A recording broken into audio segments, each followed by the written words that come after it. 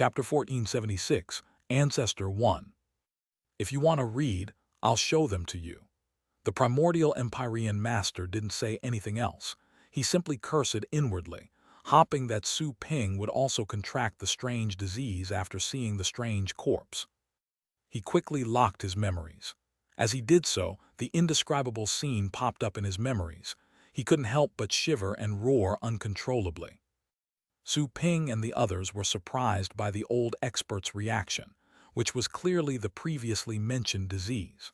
However, it was unbelievable to see how a universe dominator would go crazy just because he saw a corpse. Su Ping's eyes glittered as he was arriving at a terrifying speculation. That corpse was definitely not from an ancestral god. Could it be some chaos ancestor? Su Ping had seen ancestral gods before. The ones alive were hardly intimidating in his eyes, let alone dead ones. Although the primordial Empyrean master couldn't compare to him, the guy was a universe dominator in his own right. An ancestral god couldn't have affected him so. Freeze! Su Ping raised his head, sending a stream of soul power into the guy's consciousness. He instantly felt some assorted thoughts. The guy truly seemed to have gone crazy. It wasn't a trick. The old man woke up shortly after. He seemed to have realized something. His expression looked awful. He said to Su Ping, "Just read." "Okay." Su Ping was not worried about the risk of editing or hiding some of the memories. His thoughts went through and soon detected the soul of the primordial Empyrean master. "Is this your soul power?" The old expert sensed Su Ping's soul power and felt shocked. It was like a dark ocean carrying an ominous aura. It was hard to imagine how brutal this young man's heart was, completely unlike the calm person he seemed to be.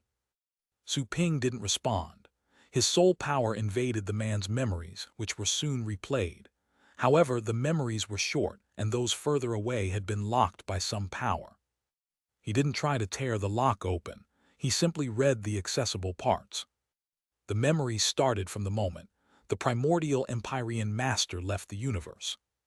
Very soon, Su Ping located the memories he was interested in. A strange image was suddenly displayed before Su Ping's eyes. In the dark and quiet space, the shape of an ancient object came to view, perfectly still, seemingly made of black materials.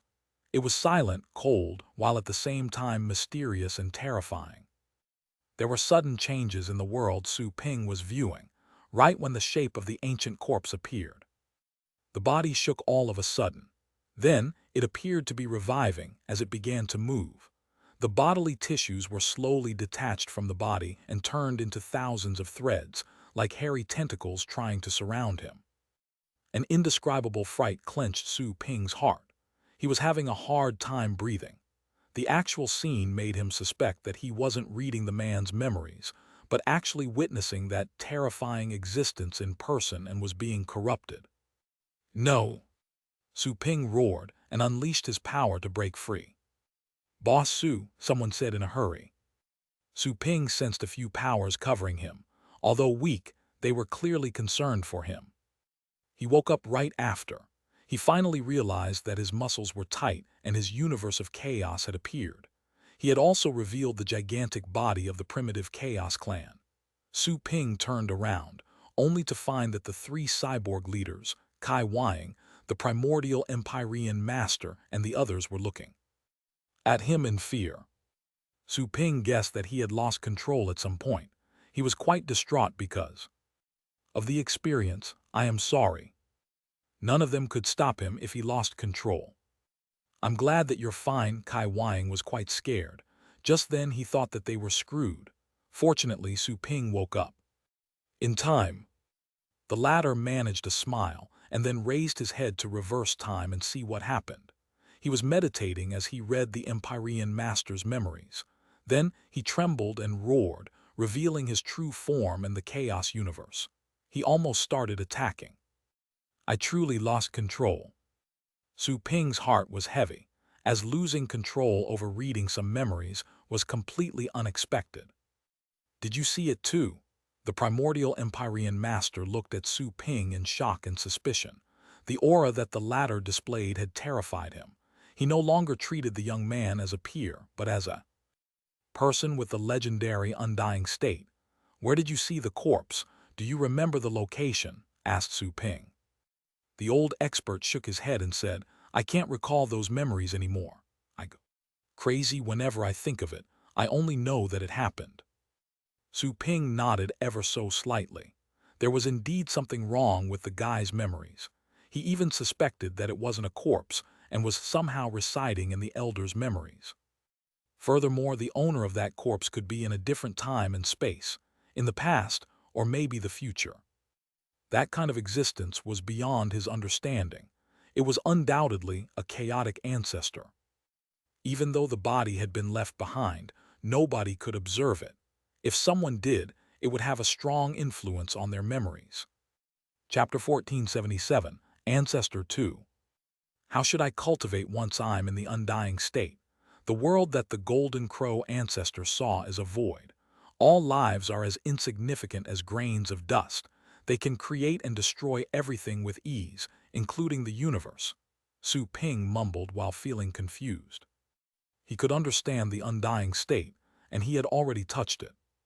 However, the ancestral level was beyond his imagination. What lies beyond the undying state? How can I continue to become stronger? The most terrifying fact is that, even an existence such as that one was killed by the heavens. Su Ping's face was covered with grimness and desperation. Although he had cultivated quickly with the system's help, and not many were faster than him in all of history, he found it hard to breathe when facing the terrifying heavens. "You'll go back with us for now. It wasn't easy for you to cultivate. Make up for what you did later," said Su Ping to the primordial Empyrean master. He planned to let the guy be for now, because he wanted to read his memories after he reached the undying state. Then, he would locate the corpse and go there to have a look. The experts in the undying state were basically immortal. Su Ping believed that he would be unaffected if he saw the body again. At least the influence wouldn't be as bad. The Golden Crow ancestor sleeps all the time. Perhaps it's partly for cultivation and partly for the sake of others.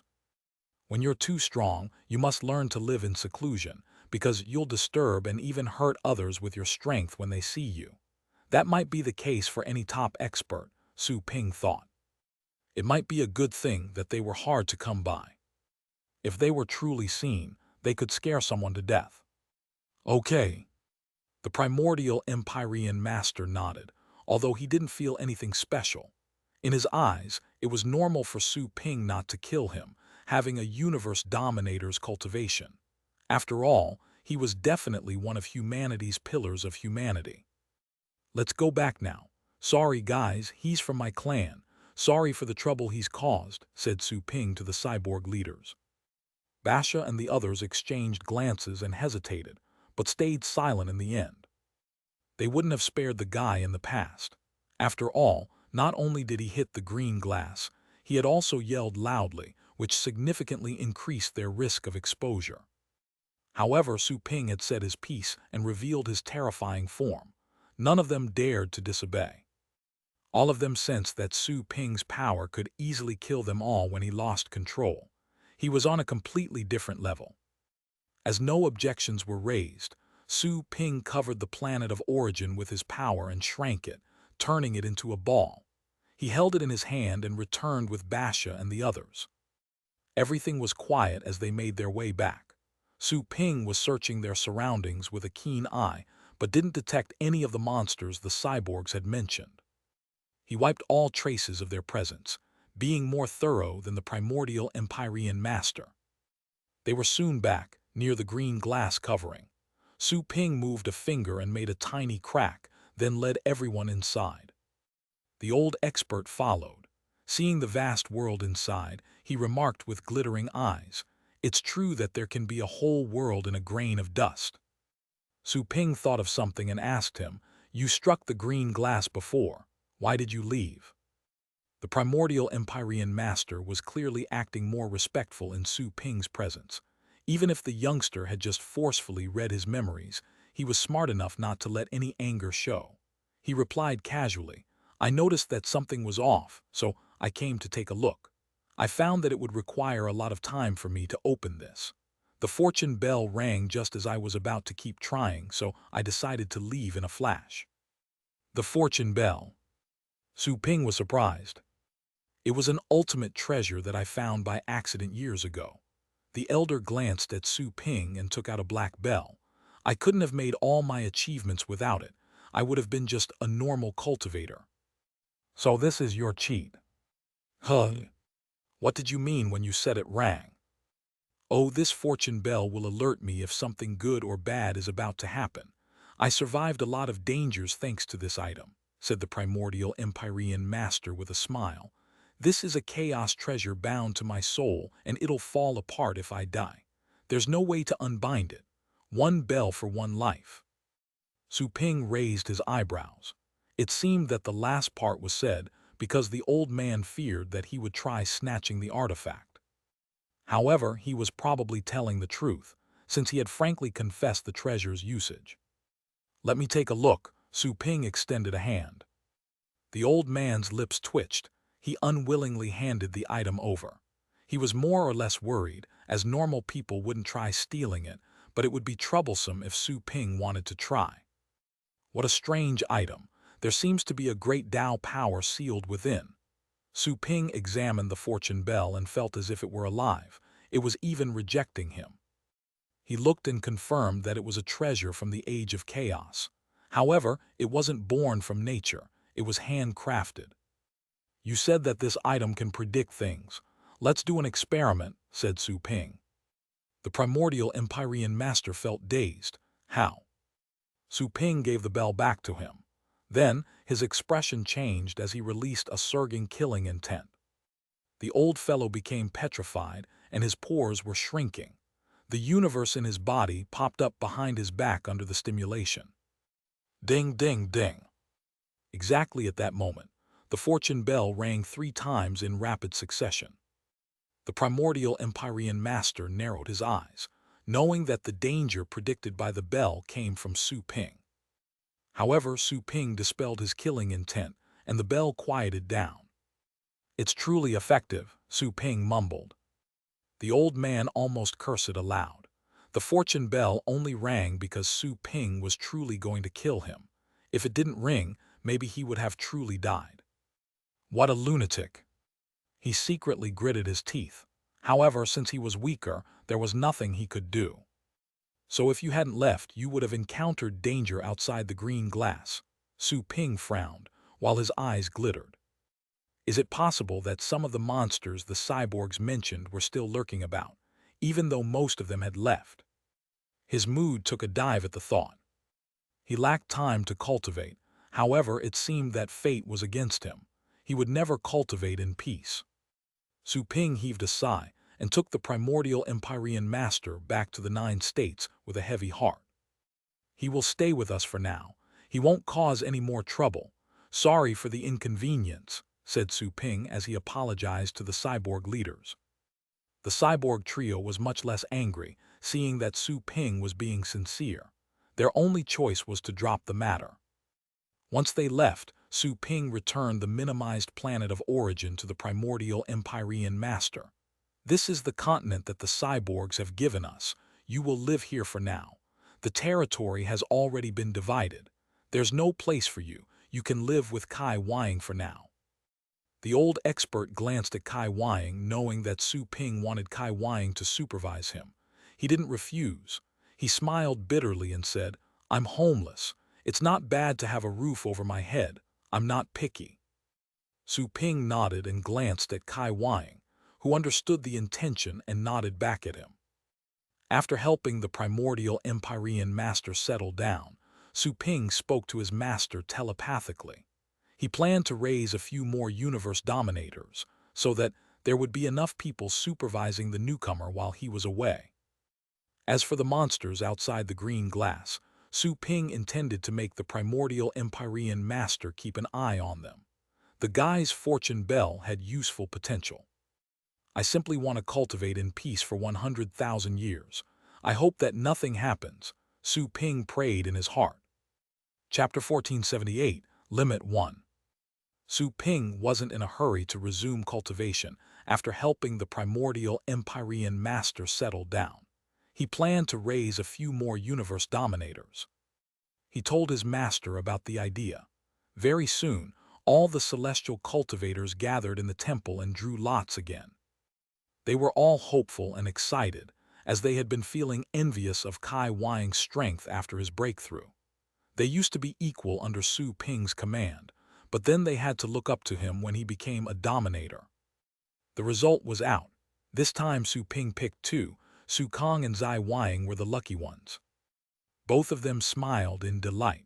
While the rest could only congratulate them while feeling jealous, they were polite. Su Kong would go first to uphold the lady's first rule. Su Kong bid everyone goodbye and went to Su Ping's store.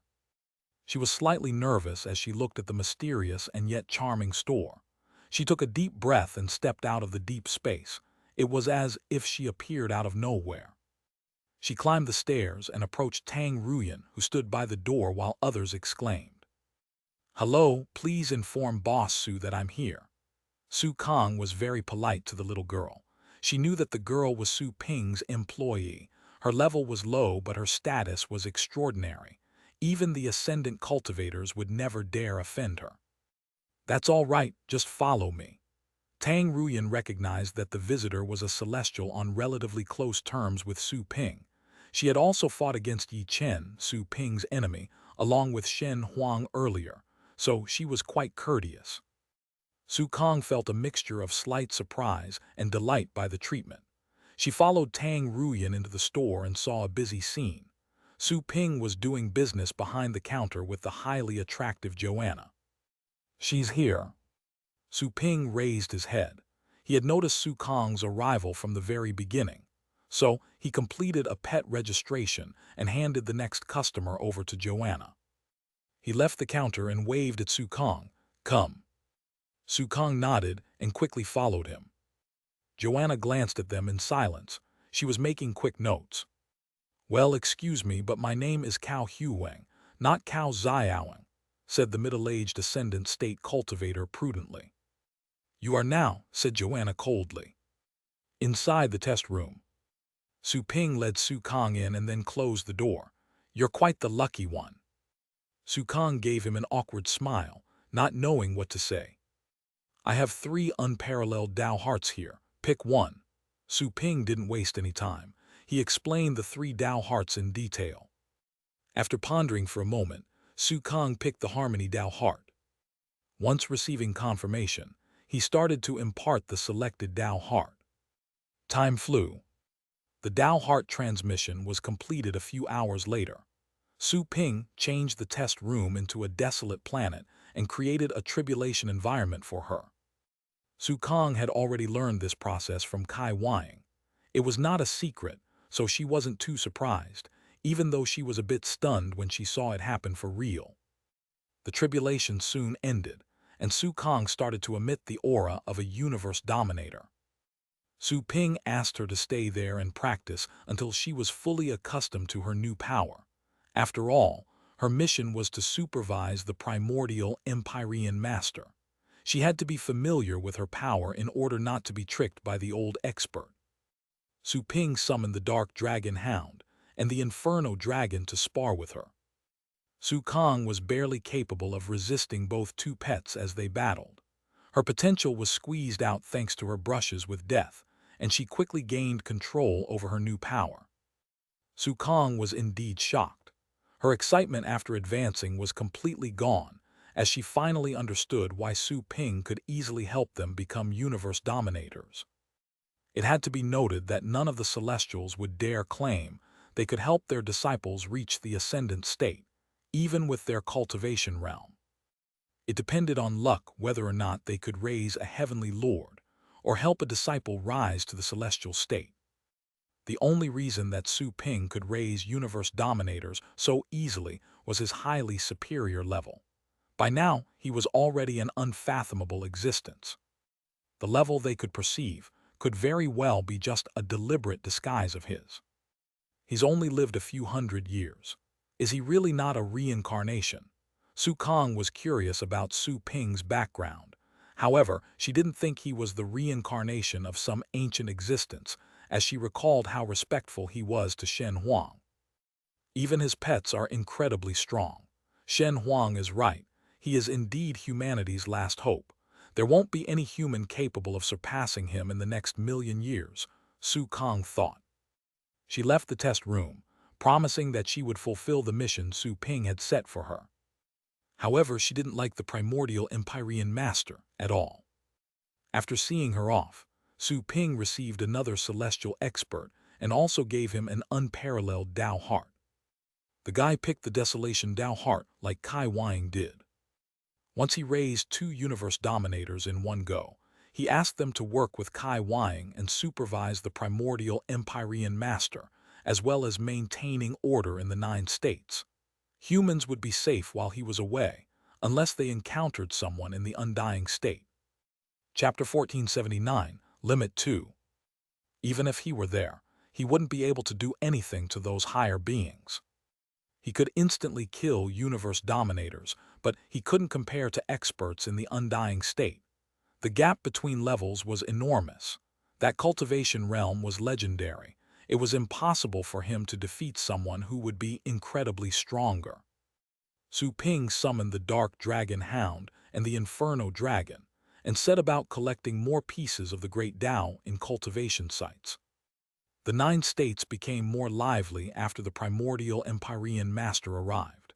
Many ascendants knew about the planet of origin and its betrayal. However, nobody dared to speak up because the Celestials and Su Ping had accepted the old fellow, even though they still despised the escapees from that planet in their hearts. The people from the planet of origin knew their past actions were unforgivable. They were smart enough to stay put on their planet, rarely coming out. As for the primordial Empyrean master, he regularly traveled around the green glass planet with the Fortune Bell, while accompanied by Su Kang and Kai Wang. The 3 cyborg leaders knew of the Fortune Bell and accepted the old man's actions. Decades passed in the blink of an eye. Everybody got used to the planet of origin, and the second interracial friendly contest began. This time, it was a contest of battle pets. The cyborgs who participated also had battle pets. Conversely, humans learned a lot of the cyborgs' secret techniques. Their combat abilities grew after combining with their own techniques. Damn it, why are humans still so strong? It must be because they learned our battle techniques. Damn it, their pets are clearly stronger than ours. We don't have a good trainer. You think there are no good trainers in our clan? Isn't Master Ruel Lan a great trainer? Didn't Master Ruel Lan learn from humans? I heard that his master is the human leader's disciple, right? Humans achieved a crushing score. Humans showed no mercy this time, and the elites they picked overpowered the cyborgs. Cyborgs were new in the contract techniques, and they didn't know how to make the best use of their pets yet. They were still in the emulation phase. Humph, the planet of origin's training methods are the absolute best. Also from the human race, someone from the planet of origin went to participate. They scorned the cyborgs for what they said. When they escaped, they had taken the Federation's central computer and database, as well as more than 10 sages with them. All of it was the essential knowledge reservoir of all humankind. They could use them to reestablish the Federation anywhere. Their return to prosperity would only depend on their reproductive speed. The other Celestials demanded access to those secret techniques when they reunited with the people of the planet of origin, and the primordial Empyrean master had to obey. The 3 new universe dominators had imposed great pressure on him, making him even more wary of Su Ping. Only one of the 3 cyborg leaders was here. The other 2 were in their respective temples. They felt at a loss, since they had 2 become battle pet warriors after learning the contract method. However, there weren't many unusual beasts available. The strongest had been locked in harsh environments by them. They had worked together, and even requested Kai Wang's help over the years to tame the beasts. Once the first beast was tamed, it was quite easy to deal with the others. Every new pet acquired would increase their combat abilities. The 3 universe dominator beasts were split up amongst the 3. Crow only got 1, but that was the strongest and toughest one. However, it was far from their upper limit. They could bond with 10 beasts at least, considering their level. If they acquired the maximum pet amount possible, it would mean that they could fight 11 universe dominators on their own. That would be enough for them to conquer most of the universe. Although the green glass world was huge, it wasn't infinite. Learning the contract method had only spurred their desire to go outside, beyond the green glass. Their momentum was curbed when they recalled the monsters lurking outside. Luckily, training pets in Su Ping's store yielded astonishing results. Some ascendant pets could even resist a celestial strike after the training. Celestial state pets could reach the peak of their level, too. Such an astounding effect was enough for the store to always have customers waiting in line. Even the 3 cyborg leaders had paid a visit to the store. Alas, their pets had already hit the upper limit and could no longer be trained. I heard that the human leader can help others awaken their Tao hearts. I wonder if he can help 3 more people in our clan awaken them. The 3 cyborg leaders found out the inside information about Su Kong and the others' promotion. After all, Su Ping didn't keep it a secret, and they soon found out. There are countless amazing geniuses in our clan, but many of them are stuck at that level. Our clan will become even stronger if they awaken their Tao hearts.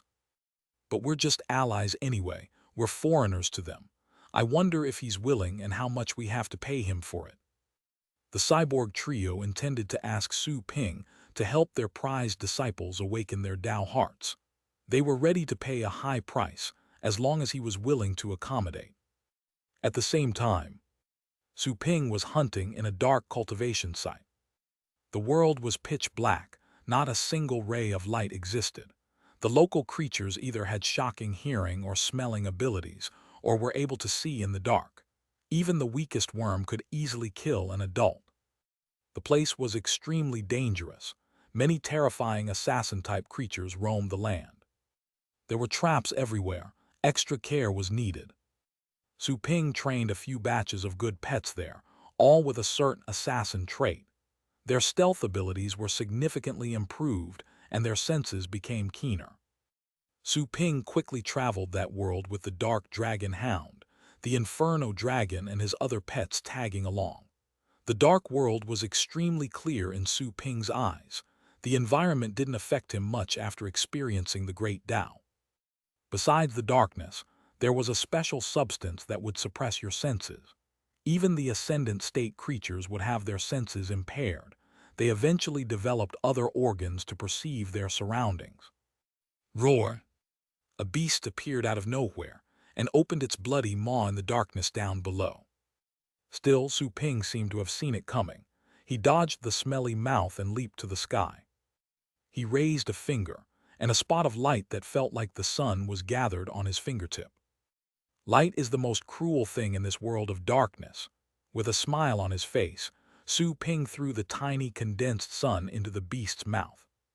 The next moment, thousands of scorching rays burst out of the beast's mouth and illuminated the dark world. The creatures within a radius of tens of thousands of kilometers were instantly blinded by the light. They were all shrinking and hiding. Some plants were also closing their scary trunks and branches. Such powerful light caused them to quickly wither, twist, and die. The local creatures would rather live in the dark than die in the light. Su Ping saw the distorted figures. However, he had already seen them through the original Tao world, and he wasn't surprised at all by their moves. He didn't feel regretful either. He was a natural disaster in those creatures' lives. Casualties were seen as normal and inevitable during natural disasters. It's better to die than to live in boredom.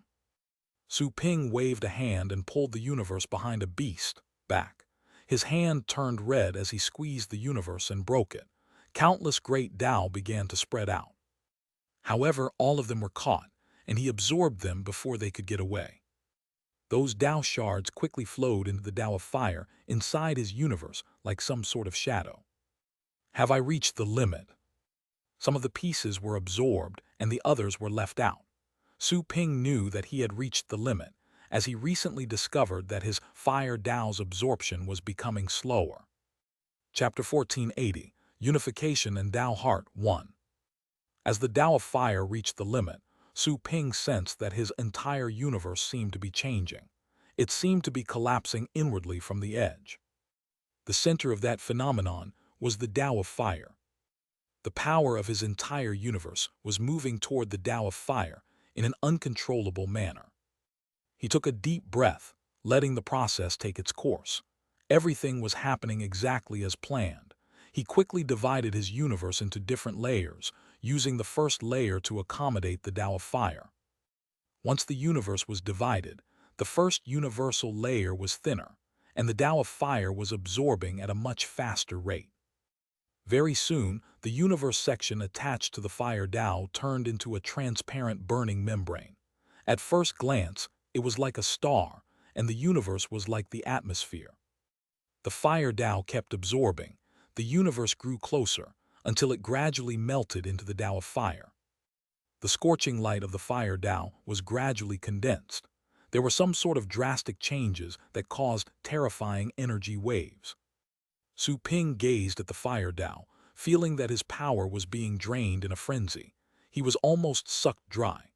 He had to summon the Dark Dragon Hound and the Inferno Dragon to borrow their power and send it to the Fire Tao.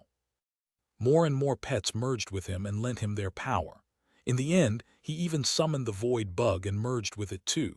After invoking half of its power, the Fire Tao restlessness subsided, gradually calming down. In a trance, Su Ping felt that the Tao of Fire seemed to be alive, growing and awakening. His body was like a womb, giving birth to a terrifying baby.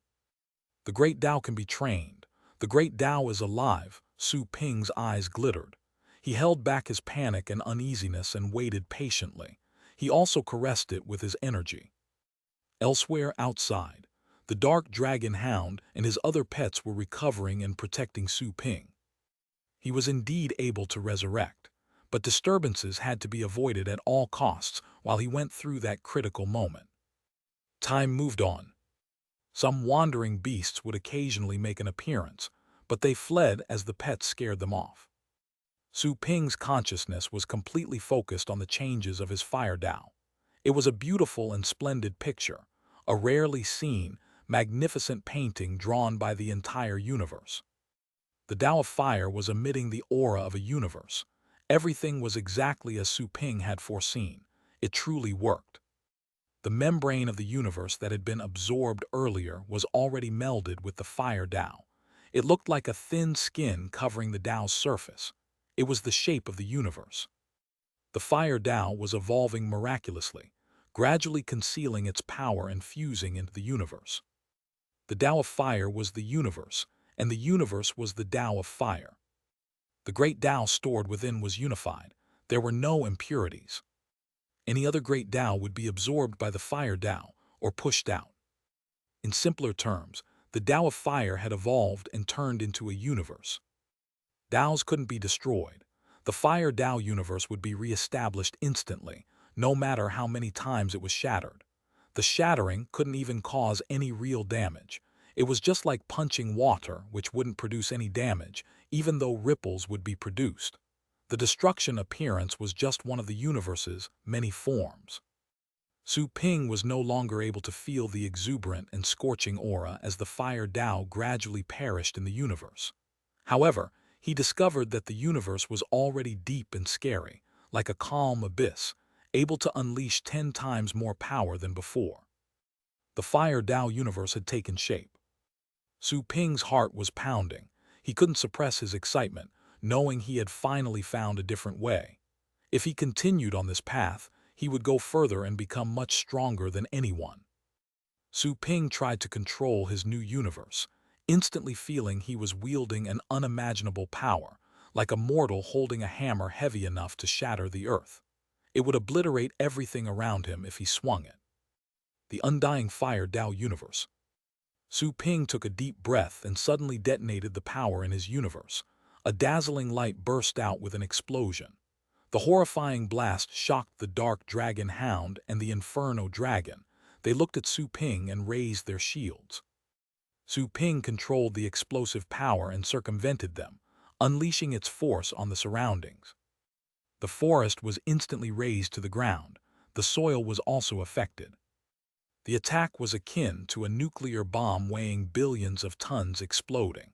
Everything within a radius of hundreds of thousands of kilometers was wiped out. All that remained was a deep crater. None of the creatures within that range survived. There were Tao heart beasts further away, shocked by the unexpected power, then trying their best to run. Those that failed to react in time were killed on the spot. Condense. Su Ping could still feel the fire Tao power around him. With a thought, the blasted universe was instantly reorganized. It was as scorching as before, as if the explosion never happened. Is this the power of ancestral gods? Su Ping mumbled in shock. It wasn't until he truly stepped into the level that he realized how powerful ancestral gods were. Chapter 1481, Unification and Tao Heart 2. No wonder he was unable to resist against ancestral gods, even though he could easily kill Tao Heart enemies. Ancestral gods could detonate their universes whenever they wished to unleash maximum power, and such outbursts didn't consume a thing. It was terrifying. Tao Heart cultivators exploding their universes would mean that they would die or end up crippled, while it was no different from drinking water to ancestral gods. The universe with the unified great Tao is immortal despite countless explosions. That is the method of the ancestral gods. Su Ping took a deep breath. He then thought of the golden crow ancestor and the heavens, and could only heave a sigh. Even though ancestral gods were terrifying, the golden crow ancestor was still far stronger in comparison. As we walk on the cultivation path, we have to condense a sky, cultivate a small world, build a small universe, and make it undying. But that's still not the destination. Where exactly is the destination? Why is the way to the final destination destroyed? His confusion grew along with his strength. He actually felt his awe for the heavens increase. The stronger he was, the clearer he noticed the gap between them. Su Ping shook his head. Whatever the future would bring, he had no choice but to keep getting stronger and surpassing his limits. If the ending of all cultivation was tragic, then he would surpass the ending. Su Ping tried to control the Fire Tao universe and perform other secret techniques. He found that it was very easy for him to use the techniques that were previously tiresome. He could reverse time and space with just one thought. He could even see what would happen in the next 100 years through the burning Tao of fire. He was almost like a prophet. If he went all out, he could even see what would happen in the next 10,000 years. In 10,000 years, there would only be a deep crater in that place. Only some ferocious birds would fly by prudently. It really isn't easy to scheme against an ancestral god. Su Ping heaved a sigh. He was much more powerful than the legendary existences known by mortals. He could see and go to the past or the future, and easily create lives, or reshape the universe with a thought. All the great Tao was just food for him. Unfortunately, not even ancestral gods survived the ancient turmoil and the hunting of the heavens. He shook his head, then collected his Fire Tao universe. Outside this new universe, his universe of chaos circled around it like a satellite. Su Ping didn't stop. He planned to continue building up a second great Tao, and with it a second universe. Before that, he transmitted images related to the birth of his new universe to the dark dragon hound and his other pets. The amazing sequence would be of great help for their cultivation. Little guy, when are you going to condense your Tao heart? Su Ping touched the lightning rat resting on his leg. The lightning rat was already the size of a wild cat in its normal form. Its fur was deep purple and soft, and was able to turn into spikes that could pierce through alloys at any moment. With ears dangling down, the lightning rat looked up at Su Ping and squeaked, feeling wronged. Having spent a long time with them, Su Ping had already gotten used to their language. He could understand his pets even if they couldn't express themselves in the human language. There are too many things you want to do. It's impossible to bring the dead back to life unless we can approach the ultimate level. Su Ping touched the lightning rat's head and said, "If you want to see them, there is only one way, which is to cultivate to the strongest level." Purple light glittered in the lightning rat's eyes when it heard the word strongest. It seemed to be deep in thought.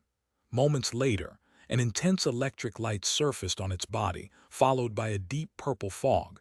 There were terrifying electric currents within. Slightly dazed, Su Ping looked at the lightning rat, only to discover that its eyes were extremely clear. "Have you found your Tao heart?" He felt slightly surprised and relieved at the same time. The lightning rat had already come across many Tao hearts, but none were what it truly wanted.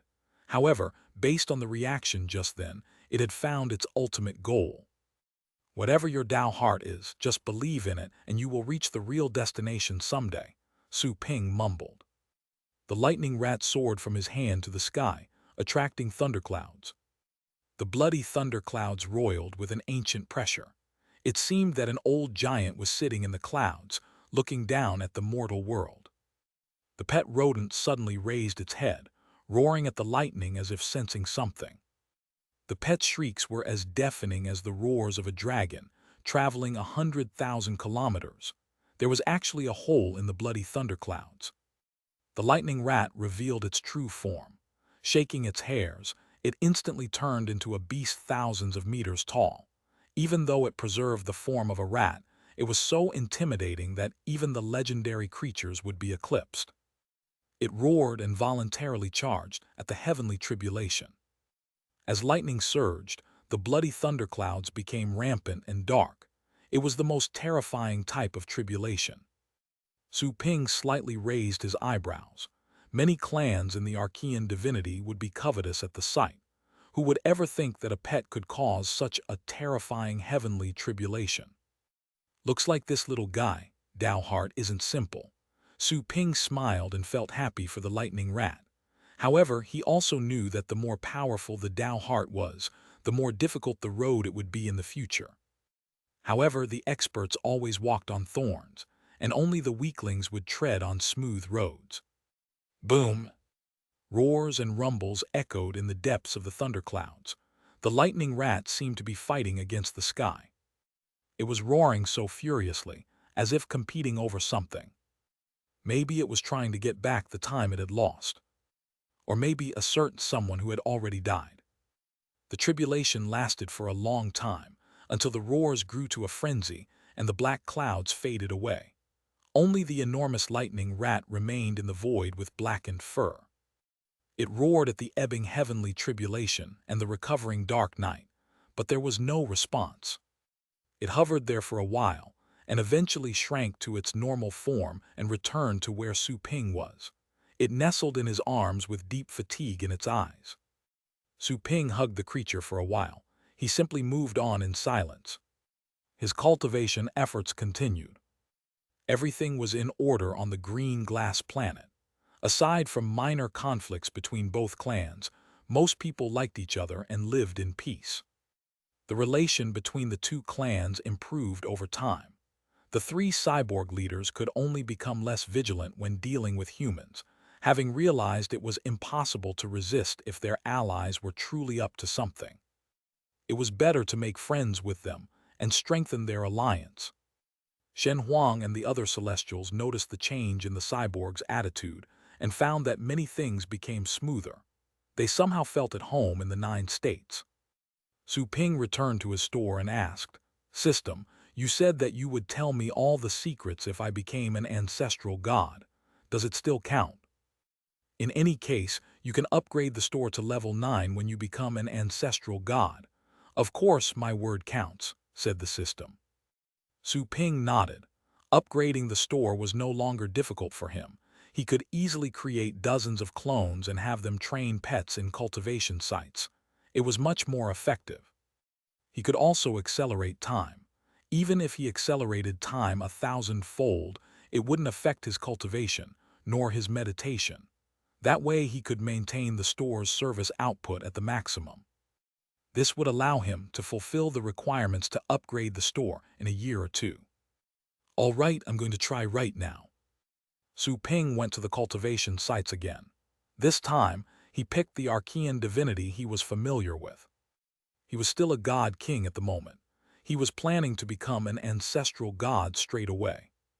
Chapter 1482, Annihilation with One Sword Attack 1.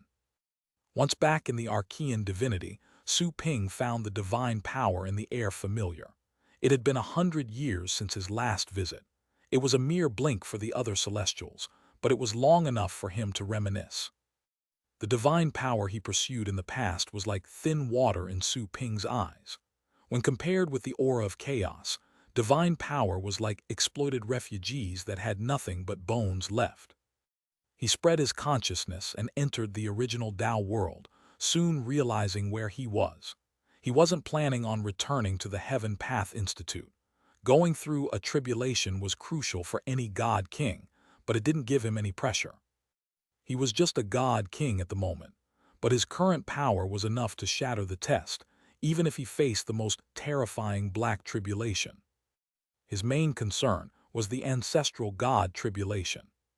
He was planning to go through the process alone, in a desolate area. Whoosh! He disappeared soon after and arrived at the border of a mid-ranked clan's territory. The place was extremely desolate. Even the strongest creature was merely in the celestial state. Su Ping released his aura and scared off all the beasts. Once the area within hundreds of thousands of kilometers was cleared, he summoned all his pets, hoping that his ancestral god tribulation could inspire them. Come on! Su Ping released his aura. The aura had to be on full display while passing the tribulation. Some people had to seek the protection of experts to hide from enemies. Most people were protected by their seniors, and their enemies wouldn't have a chance. Su Ping thought of the Rain clan but didn't consider it a big deal.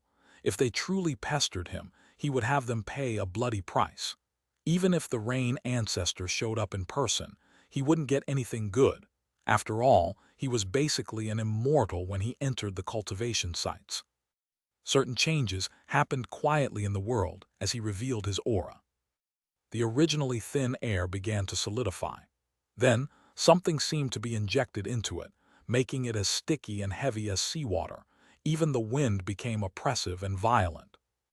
The next moment, light gradually went away and the world became dark. Thick clouds appeared and gathered from all over, filling up the sky. They were like a spider's web about to catch prey. Su Ping raised his head and stared in silence. The breeze rustled his hair. His eyebrows were like sharp blades and his eyes were like stars. There was calmness and a hint of loneliness on his face. The thunderclouds gradually covered the skies above Su Ping. Thunder rumbled and the world became grim. The roaring lightning seemed to be yelling at him. Su Ping watched the thunderclouds change. They soon turned red and a deep dark followed. All the lightning bolts inside were black. Boom! The first lightning strike arrived without any warning. However, Su Ping didn't move in the slightest. He didn't even bother to bat an eye. The lightning passed through his body as if he were a phantom, not even moving his hair. If this is your best, might as well get lost. Su Ping spoke softly, as if talking to himself. However, his last two words were so loud that the thunderclouds shook, as if unable to handle it. The ocean of heavy clouds seemed to be dissipating, but they recovered and surged again moments after. However, the build-up time was much longer. At the same time, inconspicuous auras appeared in the void nearby. It truly is him. Damn it, he's still alive. That beast's son, he's causing trouble again. Unforgivable.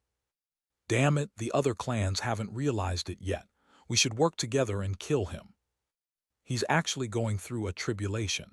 Is it a god emperor's tribulation? He killed so many god emperors while still not being one himself. Angry voices whispered, while many eyes were staring at Su Ping with hate. They hoped that he would be completely destroyed by the terrifying black tribulation. That kind of tribulation was very dangerous, even for renowned geniuses. Too many of them had been killed in the process. Someone said that if all the geniuses killed by the Black Tribulation were brought back to life, there would be 50% more top experts in the world. It wasn't a lie. After all, the geniuses who could invoke a Black Tribulation were the very best of their generation. Some were unsurpassable, even in the span of 1,000,000 years. Whoosh whoosh. Many figures stepped out. They were the elders from the Heaven Path Institute. Yanqing had sensed Su Ping's aura and informed the other elders as soon as possible to go there. They knew that the Rain clan would also detect Su Ping's aura. He would be in danger if they shamelessly hunted him like in the past, and if the Rain ancestor participated. Su Ping had survived back then, but he couldn't be as lucky every time. It's true that all geniuses are young. An old man stroked his white beard with a smile and delight in his eyes. Elder Yanqing had told him a lot about Su Ping, but he had never seen him in person. The Rain clan had erased the battle from history, and nobody could reverse time to watch it. Nobody could see their humiliating moments, ever. Chapter 1483, Annihilation with One Sword Attack 2. Now that the elder saw Su Ping in the flesh, he instantly detected the immeasurable power in the young man's body.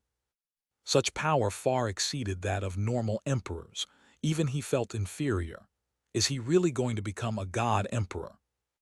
A slim figure stepped up. It was none other than Qian Hong, the oldest Dao child of the Heaven Path Institute. Bright-eyed and endowed with an attractive figure, she was like a beautiful and intoxicating flower blooming in the mortal world. She had already found many Dao hearts, but none was satisfactory. She had an epiphany after learning that Su Ping killed the emperors of the Rain clan, whose level was higher than his. She found her Dao heart and broke through. She was no longer a Dao child, but a real god empress. She became an honorary elder and was revered even more than her normal peers. Her combat ability was greater than many elders, too. Only a couple of them were more powerful, Elder Yanqing among them. Qian Hong's eyes flashed with fighting will upon seeing that Su Ping was becoming a god emperor too. She was too proud to challenge him now that she was a god empress. Although Su Ping deserved her attention since he had killed many emperors, it would be humiliating if she lost to him, and unsatisfying even if she won. After all, her level was higher and beating him would only be seen as the natural outcome. Even if I'm no match for you, I'd like to know the difference in our strengths, Qian Hong thought. Su Ping's achievements were too shocking. She didn't think she could defeat him after he advanced, but she was eager to find out how huge the gap between them would be. He's finally becoming an emperor too. Several figures stepped out from the void. They looked quite old and were extremely low profile compared to the others around them. Their auras were barely noticeable. They were the human emperors. It was Emperor Xin who received Su Ping in the past, and many other emperors. They were the pillars protecting humankind in that world. Su Ping had shocked the entire godly world by slaying the Rain clan's emperors. Although the Rain clan tried to keep it a secret, the event was too grand. Even the ancestral gods had taken action. All the other high-ranked clans were aware of the matter. The human clan didn't see it coming, and were awfully concerned about Su Ping's well-being. After all, Su Ping was too talented. Back then, Emperor Xin gave him the Ember Palace he treasured the most, and invested whatever top materials humankind had gathered, hoping that Su Ping would become a new pillar of humanity someday. Only 1,000 years had passed, and Su Ping was already on that level. Every emperor was a big shot in the eyes of high-ranked clans, which made Su Ping an even greater treasure for humans. Damned Heaven Path Institute, damned humans. The auras hiding in the dark all gritted their teeth in secret after noticing the new arrivals.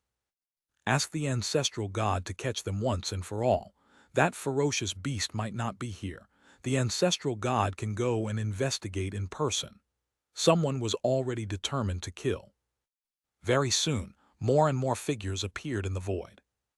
Besides the Heaven Path Institute and the human clan members, the other high-ranked clans also went there to watch. Su Ping was no longer a nobody. He had become famous in all clans, ever since he killed the emperors in the Rain clan. Some remote and weak clans even believed the rumors about him, blowing his abilities out of proportion. I had already felt that he was extraordinary when we escorted him out of the Rain clan territory. That's right, our actions were only meant to annoy the Rain clan. I didn't expect that we could make friends with humans. Is he the one who killed the emperors from the Rain clan? He's so calm after invoking a black tribulation. Impressive. Some ancestral god assessed that he's the best genius in the past 100,000 years. He ranks first on the chaos list in a 100,000-year span. I wonder if it's true. It can't be. How hard is it to make it to the top of the chaos list? Don't even mention staying up there for 100,000 years. An ancestral god could be born in that period of time. Is he more talented than an ancestral god? True that. Besides, I think ancestral gods have better things to do than gauging the strength of a junior. You're right. I heard that ancestral gods only see eye to eye with their peers. The rest are like ants to them. The number of onlookers increased with time, filling the place with powerful auras. The black thunderclouds in the sky became more violent too. Su Ping noticed the figures around him. He didn't expect to attract so much attention, even though he had picked a remote place. His eyebrows scrunched a bit. He saw the elders from the Institute and the human emperors, and knew they were there for his safety. In the crowd there was a female shouting, "Young man, keep it up, I think highly of you." Su Ping looked at her, only to discover that she was a fair-skinned goddess with purple eyes and purple hair. He had learned the specifics of high-ranked clans thanks to some searching in the Heaven Path Institute's library, all to dispose of them completely if he was forced to kill them someday. Purple Pole Clan. They're hardliners who worship the strong. Su Ping then looked elsewhere. The girls' shouts made the other gods chuckle. They bore no grudges against the human, and were only there to witness the evolution of a genius. Su Ping frowned at the number of observers around him. He didn't like being stared at, not because it made him nervous. He preferred a peaceful environment. Clouds were still surging and the thunder were rumbling, but not a single lightning had struck. He felt like the lightning had been brewing for almost 10 minutes. "If you're not coming, I'm going to you," said Su Ping. His words were sent to the depths of the heavenly tribulation, along with his anger. The thunder was still rumbling, seemingly oblivious to Su Ping's taunt. The latter no longer bothered talking. He simply punched the thunderclouds. After a boom, his fist illuminated the entire world like a rainbow. A hole in the thunderclouds was made the next moment. Violent lightning was coming out through the hole. It was like a punctured ocean, and the water was flowing out. Su Ping raised his eyebrows. This black tribulation was much more powerful than the lightning rats, so it seemed to be preparing an ultimate strike. This thing is truly conscious. Su Ping's eyes were cold. There was no heavenly tribulation that would only strike twice. He blocked the first one easily, but the second one was 10,000 times more powerful. That was definitely cheating. Fortunately, he could cheat too. Even if he was unable to resist, he could still resurrect. However, Su Ping wasn't planning to use that option. Coldness flashed in his eyes and he closed his fingers, gathering a brilliant sword aura, which seemed to be illuminating every corner within a radius of hundreds of thousands of kilometers. The next moment, the sword aura rose against the sky. Everything happened in a flash. The lightning about to fall like a torrent was frozen and then cut in half. The thunderclouds fell apart like a painting, exploding with the art of cutting. The explosion energy collapsed after spreading for only dozens of meters. After that, all the thunderclouds were consumed, even those from up above. There was a sun in the dark sky within a few seconds. It was sunny again. He cleared the sky with one sword attack. Everybody was shocked into speechlessness by that crazy move, which happened too fast for them to react. They only felt terrified due to the lightning, but the next moment, the rising fear was gone and the skies were clear again. Chapter 1484, Ancestral Gods Battle 1. The heavenly tribulation was destroyed. Everybody was dumbfounded after realizing what happened. That was the black tribulation for god emperors. It was the most horrifying type of tribulation in history. All those able to invoke such a test were geniuses, and few of them had survived it. However, not only did Su Ping pass it, he even destroyed the black tribulation. Is this what a monster who killed emperors above his level can do? Horrifying. The Rain clan has truly offended the wrong guy. Such an emperor is one of a kind. I don't think becoming an ancestral god is impossible for him. As far as I know, none of the ancestral gods were as good as him when they were young. The guy lowered his voice after mentioning the higher gods. After all, discussing the ancestral gods was a major offense. In the crowd, Kyan Hong looked at the scene and felt stunned. He destroyed the Black Tribulation. There was fighting will in her eyes moments before, but now only bitterness remained. They never had the chance to fight, but she wasn't confident of slashing a Black Tribulation. Even the lingering effect of its power was shocking to her. If Su Ping were to attack her the same way, she didn't think she could resist. I can't even resist one attack of his. She inwardly heaved a sigh, somewhat disappointed and somewhat relieved. It wouldn't do for her to compare herself with such a monster. It would be too embarrassing. He's never been to the ancestral god's mysterious realm, and yet, what an amazing genius.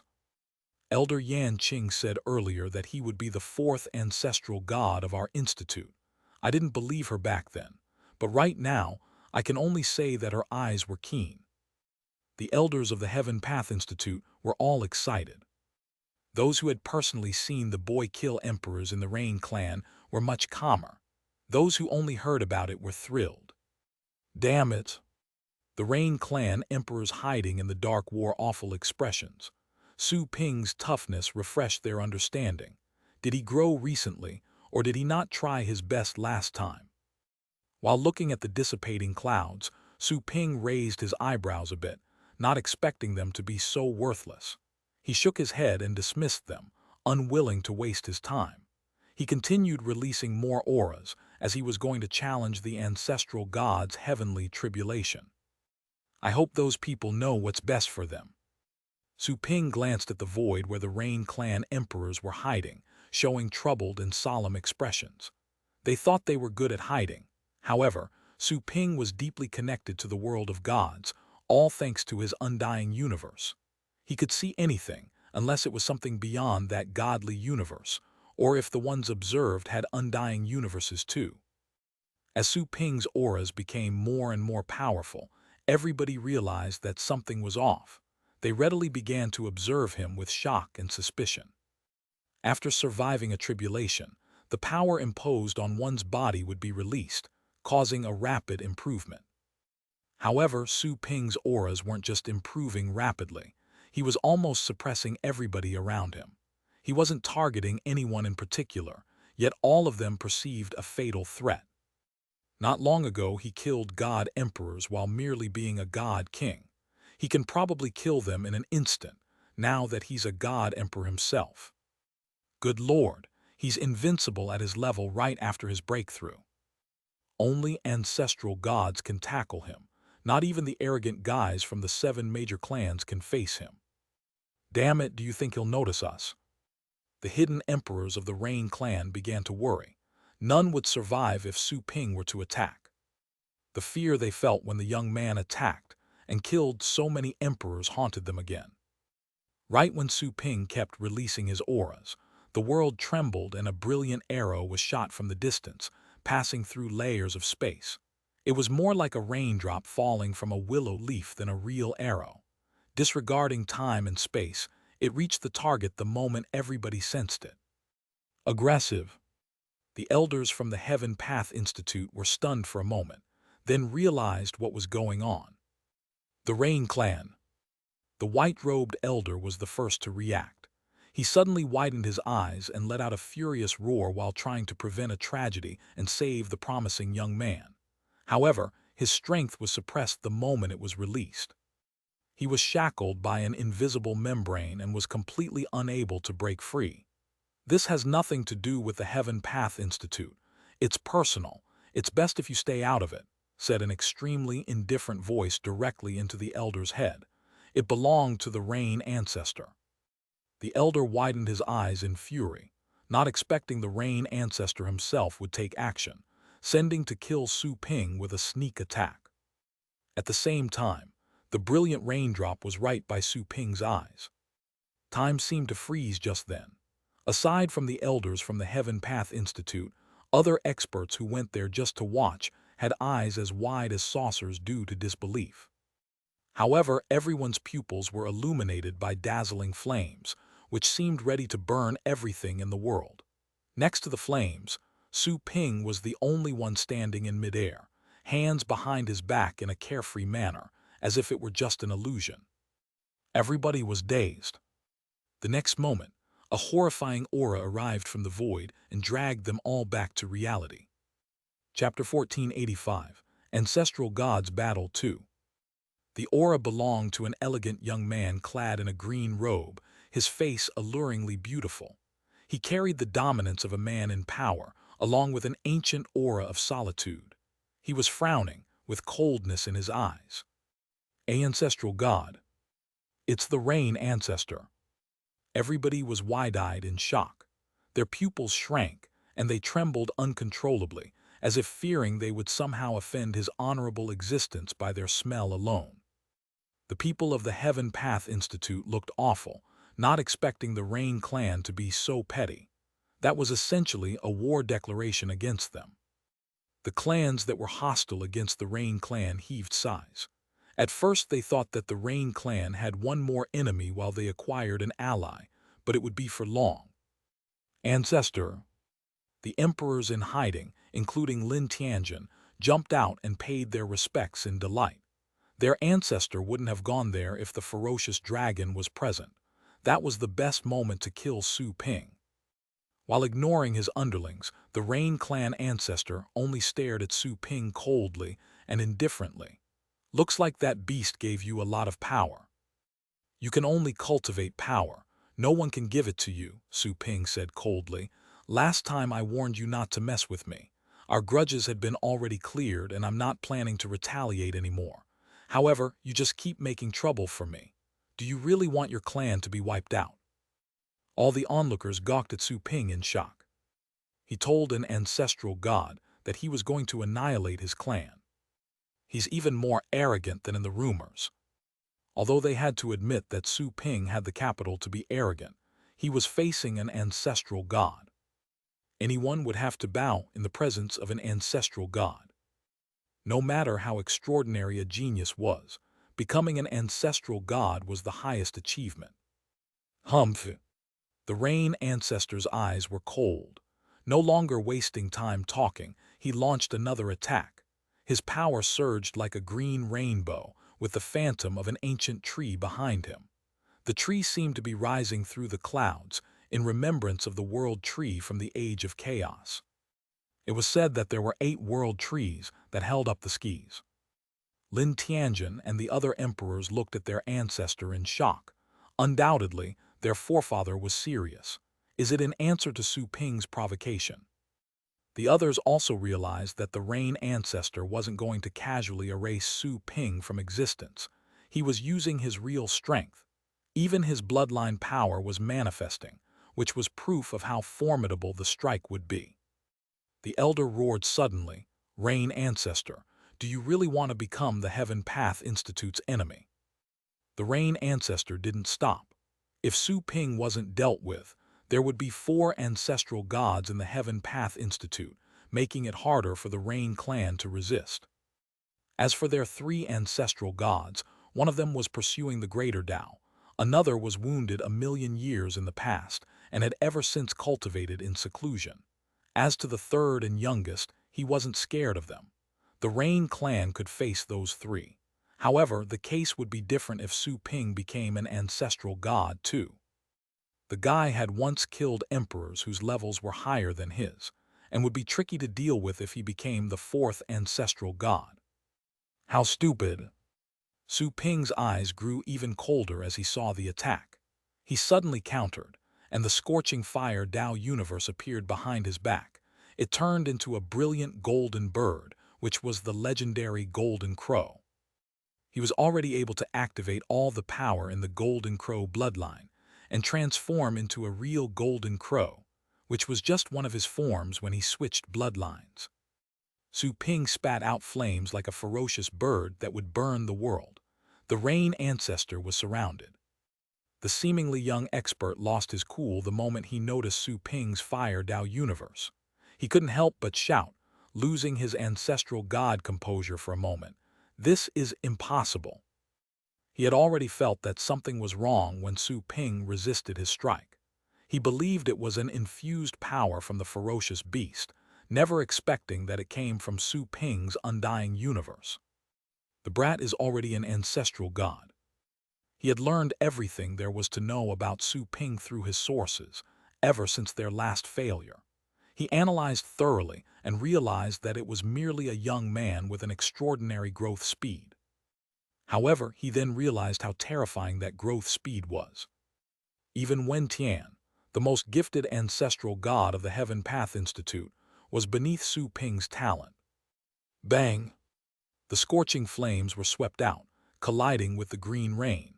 The two terrifying powers began to tear the world of gods apart. Even the aftershocks had forced the nearby emperors to flee. In the blink of an eye, the territory within millions of kilometers was reduced to smithereens. All the beings in that area died in the wake of their attacks.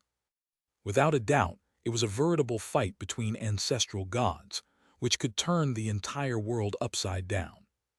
That was the main reason why ancestral gods would be reluctant to fight, as casualties would soar if they intervened. In particular, the battlefield would be completely destroyed. While in the midst of an energy storm, Su Ping and the Rain Ancestor marched to the void beyond the world of gods. Su Ping thought of the heavens and was more or less vigilant. He could leave that world at any moment, but he didn't want to draw the heavens' attention.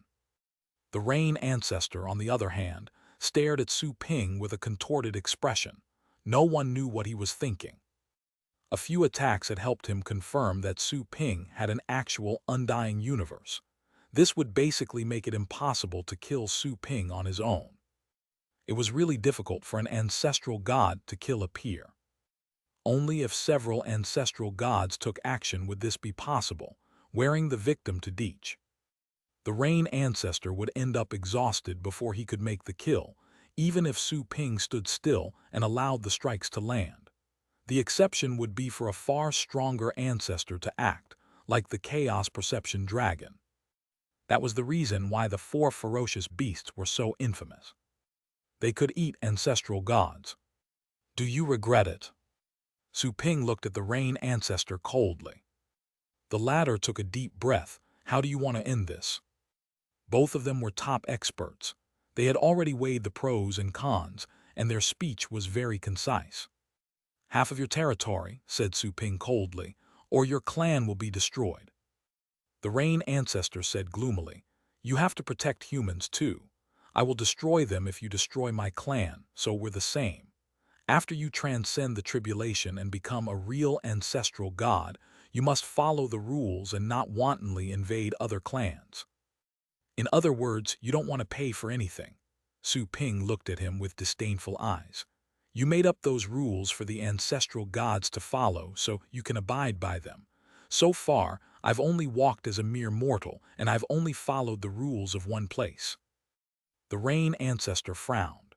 He didn't ask Su Ping what that place was, as he wasn't curious about it and was too lazy to ask. He only said in a cold voice, no matter what you say, you should know the consequences when you violate the rules. Since you're practically an ancestral god, let's wipe the slate clean. The Rain clan won't trouble you again, and you should do the same. Wipe the slate clean, Su Ping smiled. Only I get to say that.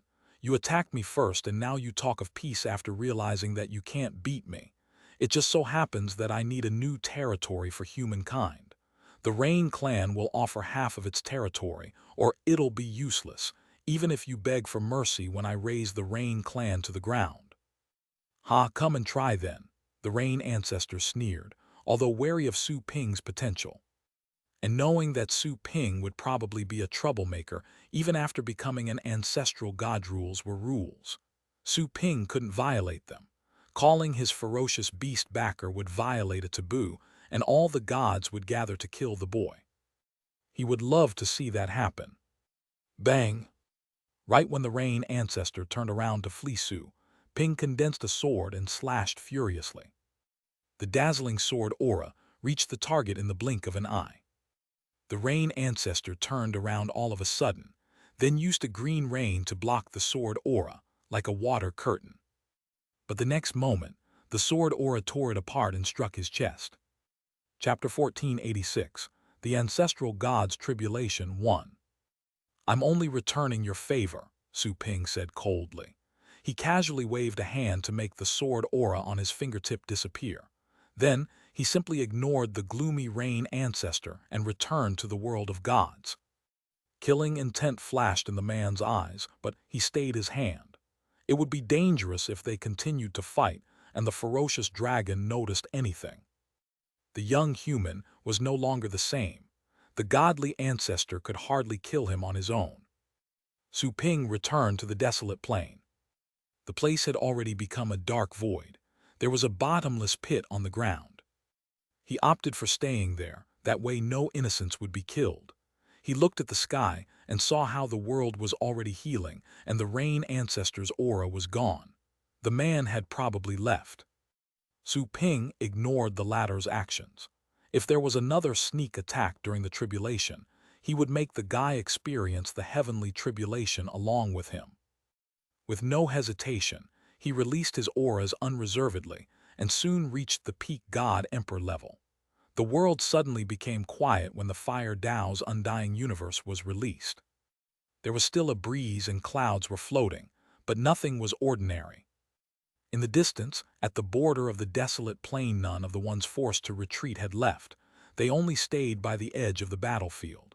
All of them were shocked by Su Ping's aura, not expecting him to still be there after such a fierce battle. It could only mean that he didn't lose.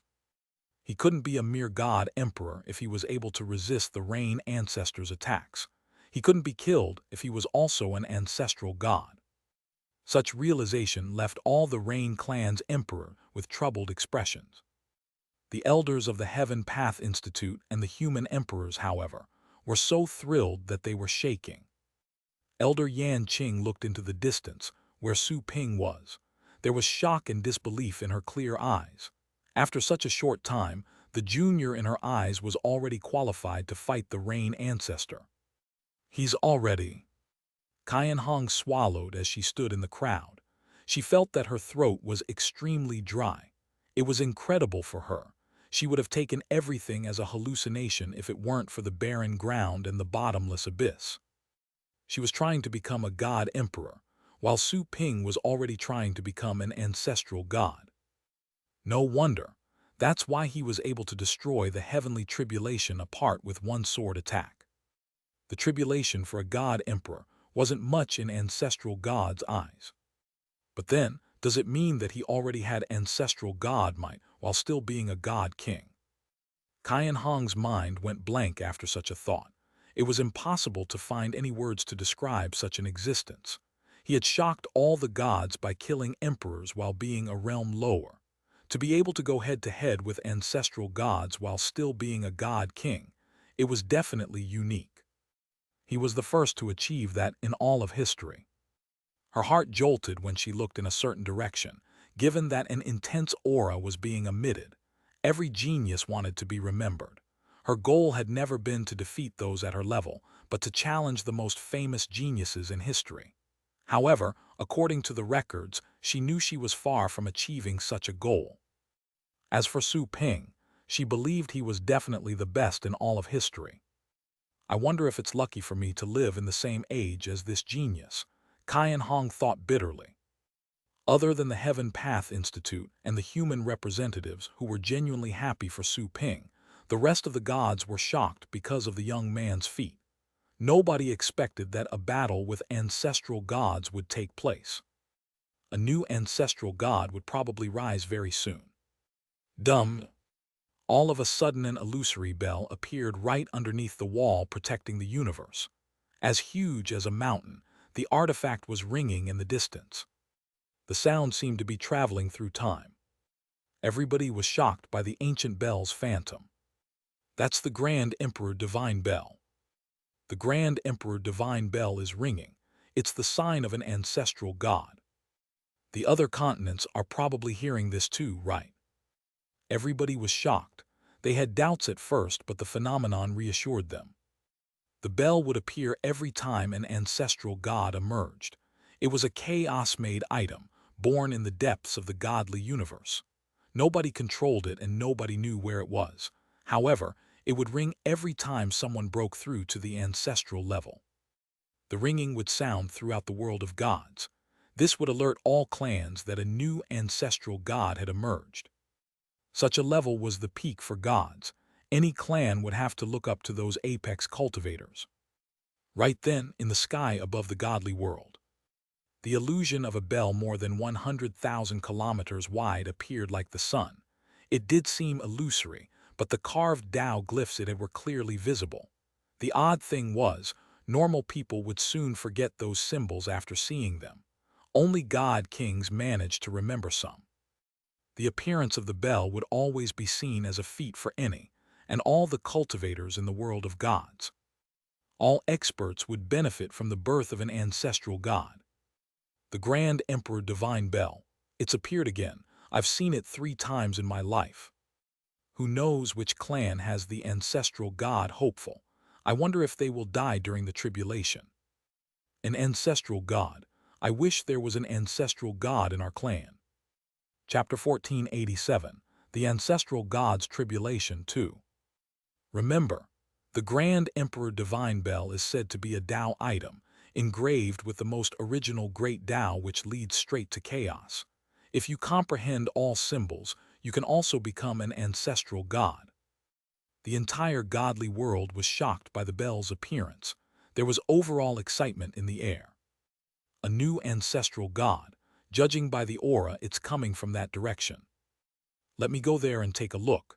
Which clan's god emperor is advancing? Ancient auras were spreading from the depths of some high-ranked clans. Many old monsters who hadn't been seen in a long time chose to reveal themselves. Above the desolate plain, Su Ping was surprised by the sudden appearance of the bell's illusion. At first he thought that the rain ancestor hadn't given up and marched back with the artifact. But he then realized it wasn't the case. The bell was a terrifying artifact.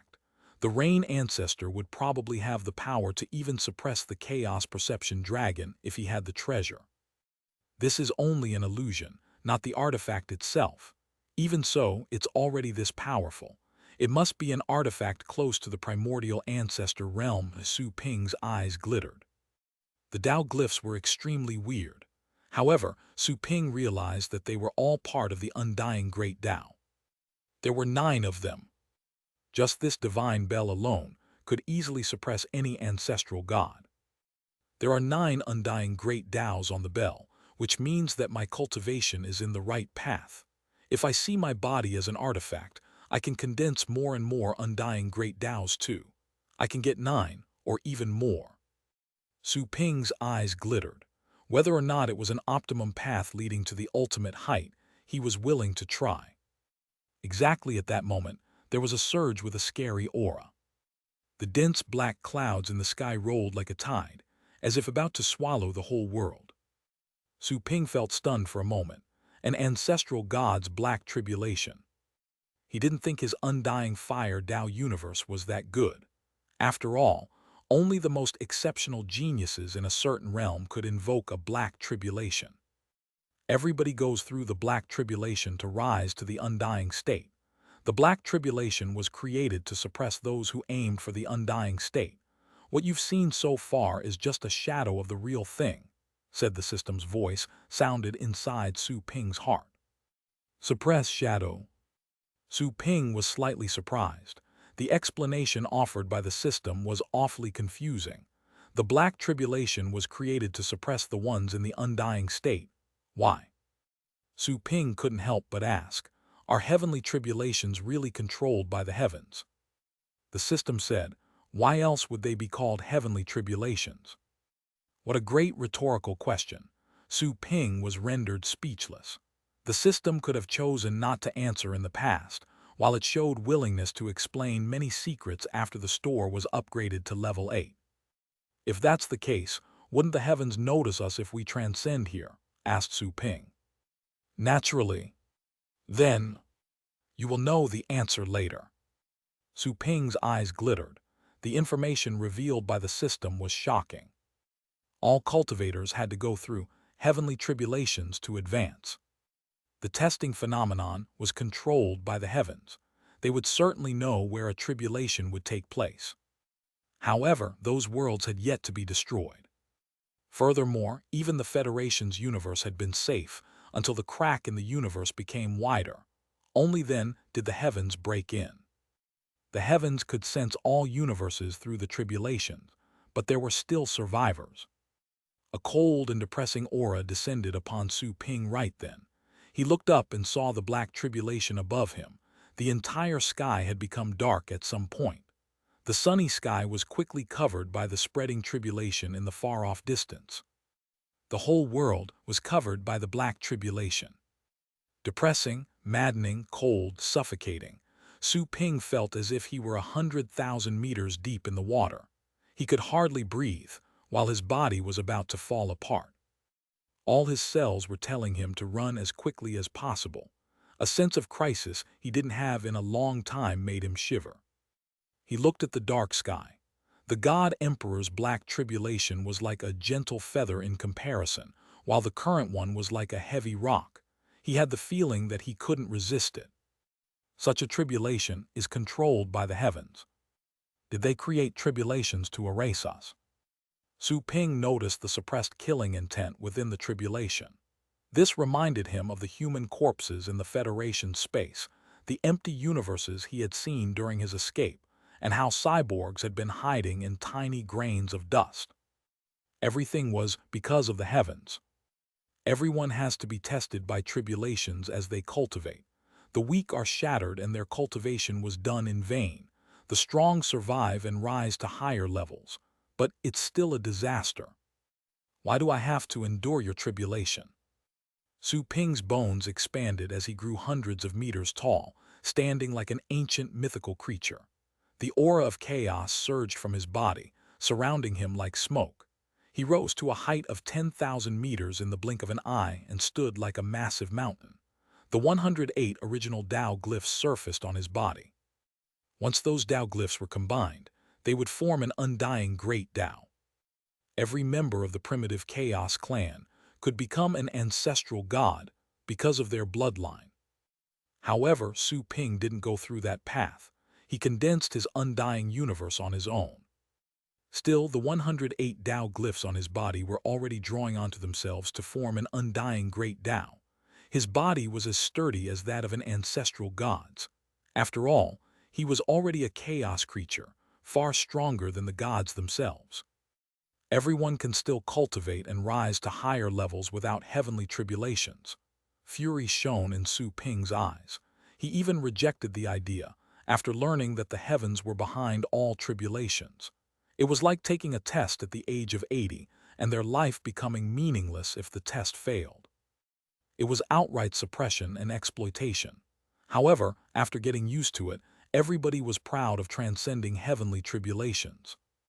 Life isn't easy. There are enough hardships and challenges as it is, and yet you set up another deadly test. Su Ping gazed at the black clouds with hate in his eyes. If you're the heavens, I will break you the same way. Bang! The black lightning illuminated Su Ping's cheeks. A black lightning pillar descended like a furious dragon, as if ready to punish that impudent human. Su Ping let out a roar.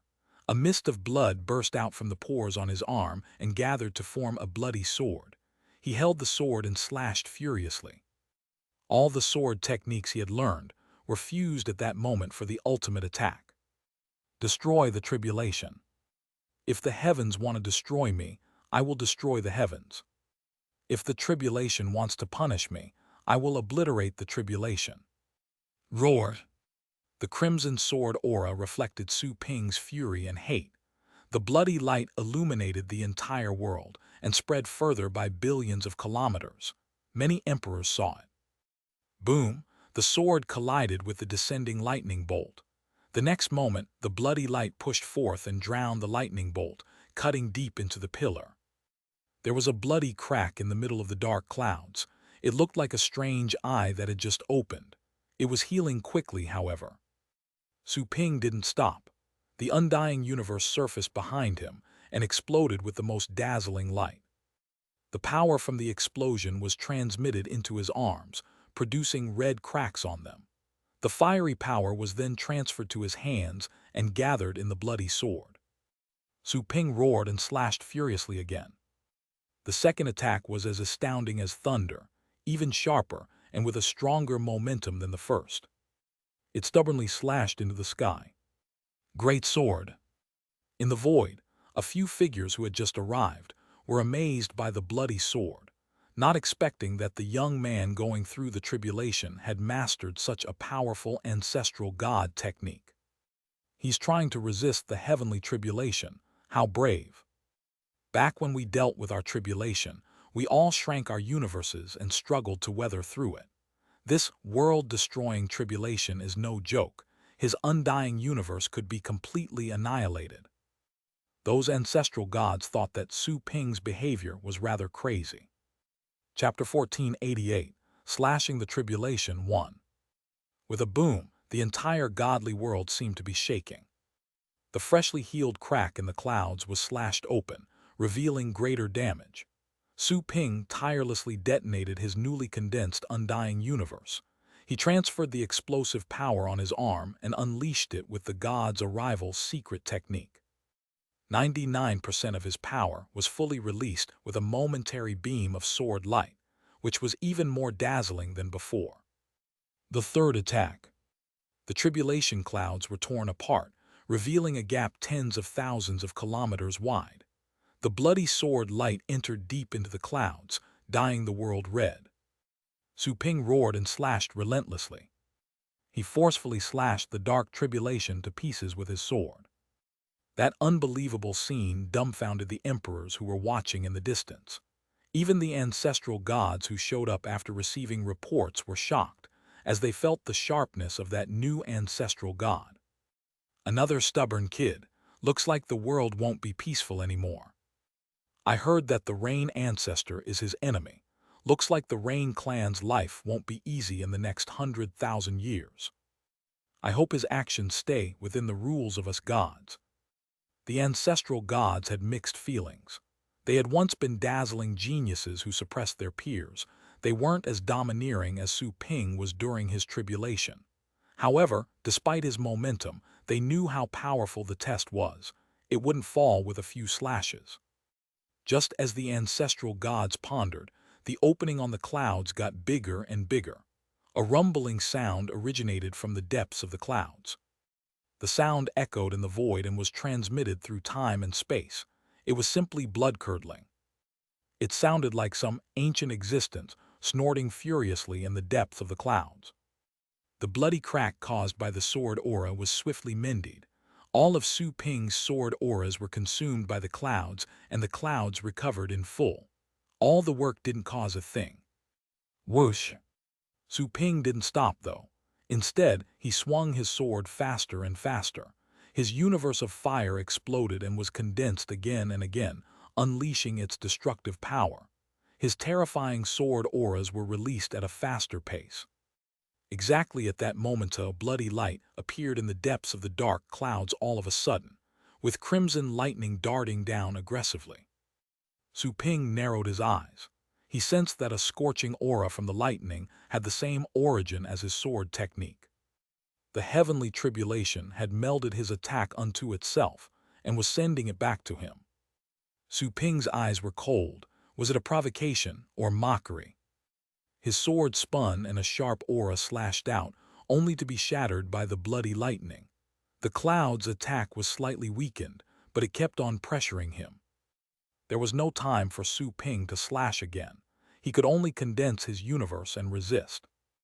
Bam! The undying fire universe was penetrated. Su Ping trembled and nearly fell, as if hit by a mountain. He raised his head and saw a second bolt of lightning rushing down. Detonating his universe with a roar, he slashed again. His sword aura was shattered. He quickly condensed his universe and resisted the second strike. Then came a third lightning bolt, a fourth, and so on. Su Ping had attacked the tribulation with 16 sword auras. In the blink of an eye, he was hit back by 16 bloody lightning bolts. He felt as if all his cells were escaping from his body. He stared at the sky and raised his head again, detonating the universe he had just condensed and gathering everything in his hand as a bloody sword aura. This time, he activated the contract Dao Heart and immediately linked himself to the power of the world within a radius of 300,000 kilometers. The violent power surged into his body. His arm was about to burst because of the terrifying power being gathered. It was emitting an unprecedented aura, like a scorching sun. This is the original power of our world. He can actually invoke the power of the world. Or maybe is the world's original consciousness helping him. The ancestral gods in the distance showed different expressions, revealing shock when they saw the change in Su Ping's aura. He was as frightening as the ancestral gods who had transcended the tribulation a long time before. Break! Su Ping roared and slashed again. There was an explosion, and a horrifying aura tore the world apart. All the species on the continents nearby sensed the uncanny vibrations in the air. It seemed that there was an earthquake thousands of kilometers away. In fact, Su Ping was billions of kilometers away from them. The terrifying sword aura rose to the skies and ripped everything apart, including the tribulation clouds. The latter, which were indestructible at the beginning, instantly fell apart. The crack extended for hundreds of thousands of kilometers. A brilliant golden light illuminated the world. The shape of a sword could be clearly seen at ground level. The tribulation clouds surged and rumbled, as if roaring in pain and fury, quickly swallowing the sword-shaped gap. Su Ping roared and detonated his universe again. He connected himself to the power of the world again, this time encompassing a radius of 400,000 kilometers.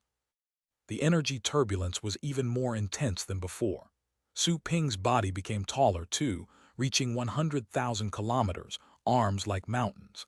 The bloody sword in his hand looked like a rough mountain ridge.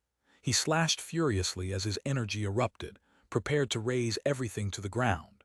An indescribable energy was shot forth instantly, faster than the black hole swallowing rays of light. Chapter 1489, Slashing the Tribulation 2. The still healing tribulation clouds were torn apart again, the gaps growing larger. The ancestral gods were already solemn and expressionless in the distance. Su Ping's undying universe wasn't truly remarkable. However, his bloodline power along with the terrifying power of the world made him much stronger than ordinary ancestral gods. This didn't mean that he was capable of killing ancestral gods, though. He was only slightly stronger. Defeating them was possible, but not killing them. Still, such a capability in itself was unbelievable. After all, he was still going through the tribulation. Furthermore, experts of that level would have to cultivate hard for hundreds of thousands of years to become stronger than their peers. Everybody had reached their limits, and any kind of progress was difficult, however small. Come again, Su Ping roared and made a third slash, this time invoking the power of the world within 500,000 kilometers, thus making him even stronger than before. There was so much power that he had to hold his sword with both hands. Then he slashed in a different direction, drawing a massive X in the sky. The clouds surged, and destructive black lightning bolts darted from both sides. They could easily pierce through the universe. There was intense killing intent in Su Ping's eyes. He directly gathered the power within 600,000 kilometers, and his power was more terrifying than ever before. He was getting close to his limits. The enormous power was gathered in his body.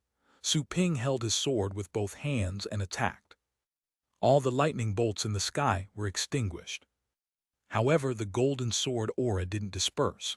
It was thrown further into the sky, causing another opening in the clouds. You don't deserve to be my tribulation. Su Ping didn't stop. He summoned the dark dragon hound and the inferno dragon to merge with them at the same time. A violent power surged into his body, dragon scales and sharp claws appearing. Minuscule Dao glyphs were added to the ones already etched onto his body. A dragon head and a wolf head, both thousands of kilometers tall, appeared on his shoulders like clouds. However, they simply looked petite in proportion to the gargantuan Su Ping. Roar! The inferno dragon roared. Its mind was connected to Su Ping and sensed his emotions. It knew that Su Ping needed power, so it didn't hesitate to burn its soul and unleash all its power to infuse his master's body. The dark dragon hound was also roaring at the clouds ferociously. All the power in its body was sent to Su Ping, establishing plenty of shields to protect him. Su Ping was further strengthened by the two pets.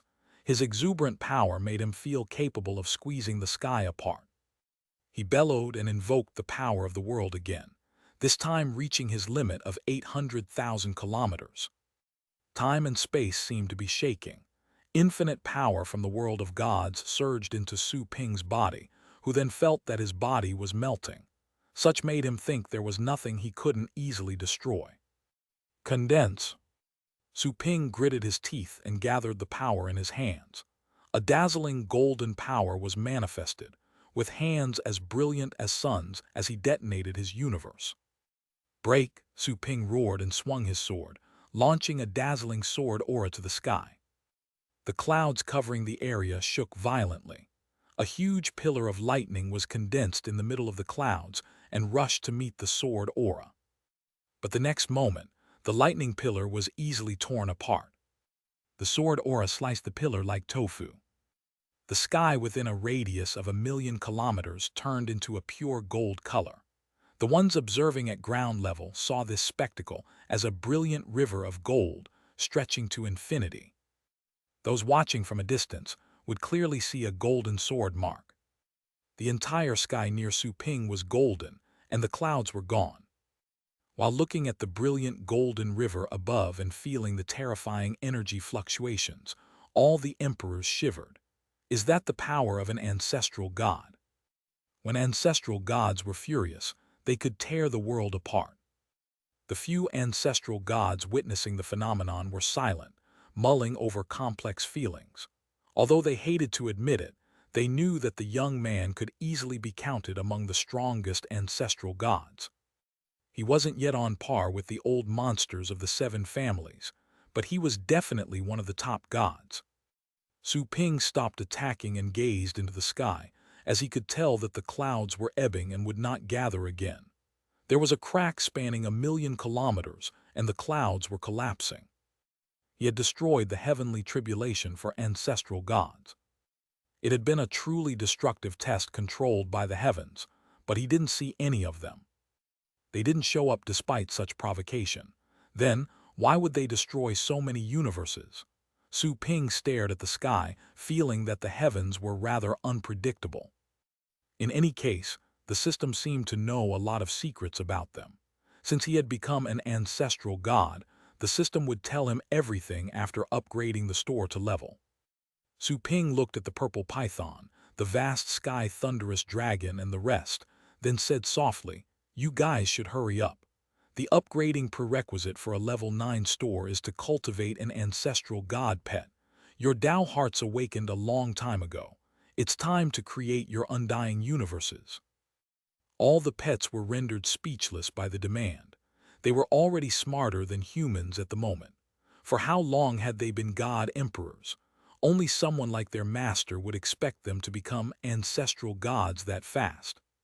Su Ping kept waiting patiently. 10 minutes passed and the clouds were completely gone. He had officially passed the tribulation test. Although he didn't receive the tribulation's power at the end, he wasn't regretful. He had the Tao of tribulation and could simulate tribulations to nurture his body. He didn't need that gift. It's over. He really drove away the world-destroying tribulation. It seems that a powerful species will be born very soon. The ancestral gods watching from a distance were heaving sighs. Who knew that such an unbelievable thing would happen? They could tell that something groundbreaking would take place very soon. Whoosh! A few figures flashed by. The ancestral gods made an appearance. Su Ping's eyes glittered, but there was no surprise in them. He had already sensed their powerful auras while transcending the tribulation. He asked calmly, "Who are you?" "Congratulations on achieving immortality." "Congratulations." The ancestral gods offered praises with smiles. Since they were already there, it wouldn't hurt to greet such a badass. In all honesty, they didn't really care about friends or even their own clan. Su Ping had reached their level and deserved some respect. Ancestral gods would live forever. This meant that they would get to see Su Ping's face often for the rest of their lives. "Thank you." Su Ping nodded, as he saw that their intentions weren't malicious. The experts introduced themselves and talked with Su Ping for a while, then left one after another. Being lofty creatures, they had no need to suck up to anyone. No matter how strong Su Ping was, he couldn't break the rules of the gods. Besides, they were too strong to have any worldly desires. They were only aiming for the cultivator's final destination. They lived without a care for anyone else's opinions, nor they needed to hold back. They were truly free. Su Ping resumed his human form after they left. He concealed his aura and examined his surroundings. He instantly approached the human emperors. Emperor Xin and the others were stunned by his presence. Then, they bowed respectfully and addressed him in the most respectful way possible. "It's an honor to meet you, human ancestor." Dazed, Su Ping quickly said, "That's too much, seniors. You can just call me Su Ping." "We wouldn't dare, human ancestor," said Emperor Xin quickly. Chapter 1490, Ancestor Su 1. "Consider it an order," said Su Ping helplessly. Being their junior, he found it unbearable to be called human ancestor, a supreme title. "As you wish, human ancestor." All the emperors nodded but still exchanged looks and hesitated. Su Ping was indeed young, just a toddler compared to them, but his strength was extraordinary. In any clan, the strong were always the most respected. After becoming an ancestral god, Su Ping was bound to see views others could not. It had only taken him 1,000 years to reach and surpass their attainments of hundreds of thousands of years. Their old age was nothing to be proud of. After all, too many people had lived 10,000 years in the same way, just repeated 10,000 times. Age was never something to be respected. The things gained because of age were the source for respect. "Ancestor Su, I heard you were surrounded by the Rain clan and nearly killed. It was too late when we received the report. We were too useless and almost allowed for something to happen." Emperor Xin spoke with guilt. The other emperors lowered their heads with troubled feelings. Su Ping's breakthrough made them realize what humanity could have lost. He was the dawn they had been waiting for too long. "Can you not call me ancestor?" said Su Ping with a bitter smile. "Ancestor Su, forgive us for disobeying, but you should accept this. All ancestral gods are called this way. We cannot break the rules. Besides, you're the first ancestral god in the history of humankind. We can't show you enough respect," said Emperor Xin in a hurry. He didn't regard Su Ping as a young genius who wasn't even a god warrior, but as a real, supreme ancestral god. Su Ping stopped bothering about the title. He said, "Now that I'm an ancestral god, I should establish a new world for all humans. From today onward, humans will no longer be anyone's vassal race. We'll become a high-ranked clan standing above the other clans. We will live as long as the world exists." Emperor Xin and the others trembled after such a statement, with faces already covered in tears when they raised their heads. They had long waited for those words. Humans were weak, having paid dearly to rise to that height. The humiliating deaths of their geniuses, the enslavement of so many humans. There was too much darkness, too hurtful to remember. However, it had happened and was remembered by those living fossils. "Thank you, Ancestor Su." "Ancestor Su, you've made the greatest contribution." The emperors shook as they spoke. "I've only done my part as a human should," said Su Ping. "However, I'll often be away. You'll have to take care of our clan after the new world is established." Emperor Xin and the others had heard something about Su Ping's background. They heard that Su Ping was a ferocious beast's child, and that he didn't have much of a human's bloodline. Su Ping's admission to being a human was delightful nonetheless. He had revealed the body of a mythical creature when he fought the heavenly tribulation. It wasn't easy for him to acknowledge his human identity. "We'll certainly do that. Don't worry, Ancestor Su," said Emperor Xin in a hurry. Su Ping nodded. After that, Su Ping took the human emperors to see the elders of the Heaven Path Institute. He saw Yan Qing and the others, then chuckled and said, "Elders, it's been a long time. It's an honor to meet you, human ancestor." The white-robed old man at the center, seeing Emperor Zin and the others, understood everything and immediately bowed to pay respects. Elder Yan and the others were also excited, as they lowered their heads to greet him. Su Ping felt rather helpless. It seemed that he couldn't get rid of that title as long as he acknowledged his human identity. He said, "No need to be polite, elders. I wouldn't be what I am today without the Heaven Path Institute's help. If you'd like, I'm willing to become the fourth ancestral god of our institute. I'll lend a hand if the institute is in trouble." The leading elder was excited by the offer. He said, "Thank you, human ancestor. You didn't cultivate for long in the institute and we didn't help you much. Even so, you still remember the little things we did. I'm truly touched." "You're too kind, elder. I wouldn't have walked this far and this fast without the institute's help. I wouldn't dare forget your favor," said Su Ping.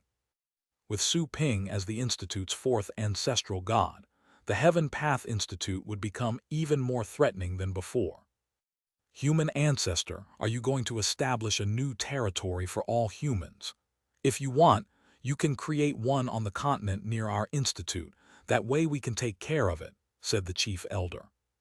Emperor Zin and the others had glittering eyes. "Okay," Su Ping nodded. Such a proposal would spare him some worries while being away in other cultivation sites. Led by the chief elder, they went to the Heaven Path Institute. The journey was fast. Elder Yan Qing and the others were only taking peeks at Su Ping in silence, clearly delighted. They kept sizing him up, as if never having seen such an ancestral god. Su Ping could sense their thrill. He smiled at them and took the initiative to talk about things in the institute, as he noticed how scared they were to say a peep. He set Emperor Zin and the others down, then he spread his senses and explored the continent around him. Chapter 1491, Ancestor Su Tu. Su Ping was soon able to find a suitable location in the wilderness and instantly made construction plans. Right then a voice sounded, "Please wait a moment." A shadow appeared in the world. It was invisible to Emperor-level beings, but Su Ping could see him clearly.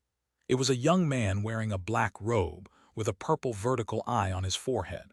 The fellow walked in a relaxed manner, but his every step seemed to be echoing with the world in a strange rhythm. It seemed that the world was shaking because of his feet. Su Ping narrowed his eyes. "Who are you?"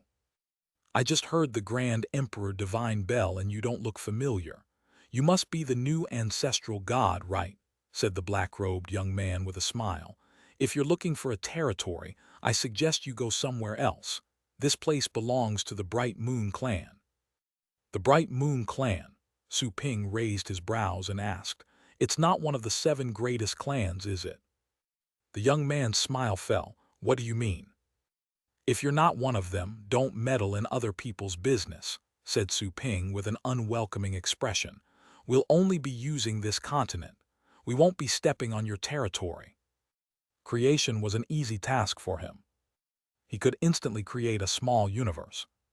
In order to create a territory for humankind, he only needed to gather a huge amount of land and create mountains and rivers. It would be an additional piece of territory at the edge of the main landmass. It wouldn't affect any previous arrangement, as the continent would be enlarged.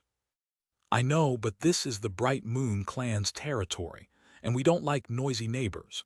You'd better find somewhere else," said the black-robed young man coldly, discarding all niceties. Su Ping snorted. "Better move elsewhere if you don't like neighbors. Humans are getting this place." "Why don't you try?" said the black-robed young man coldly.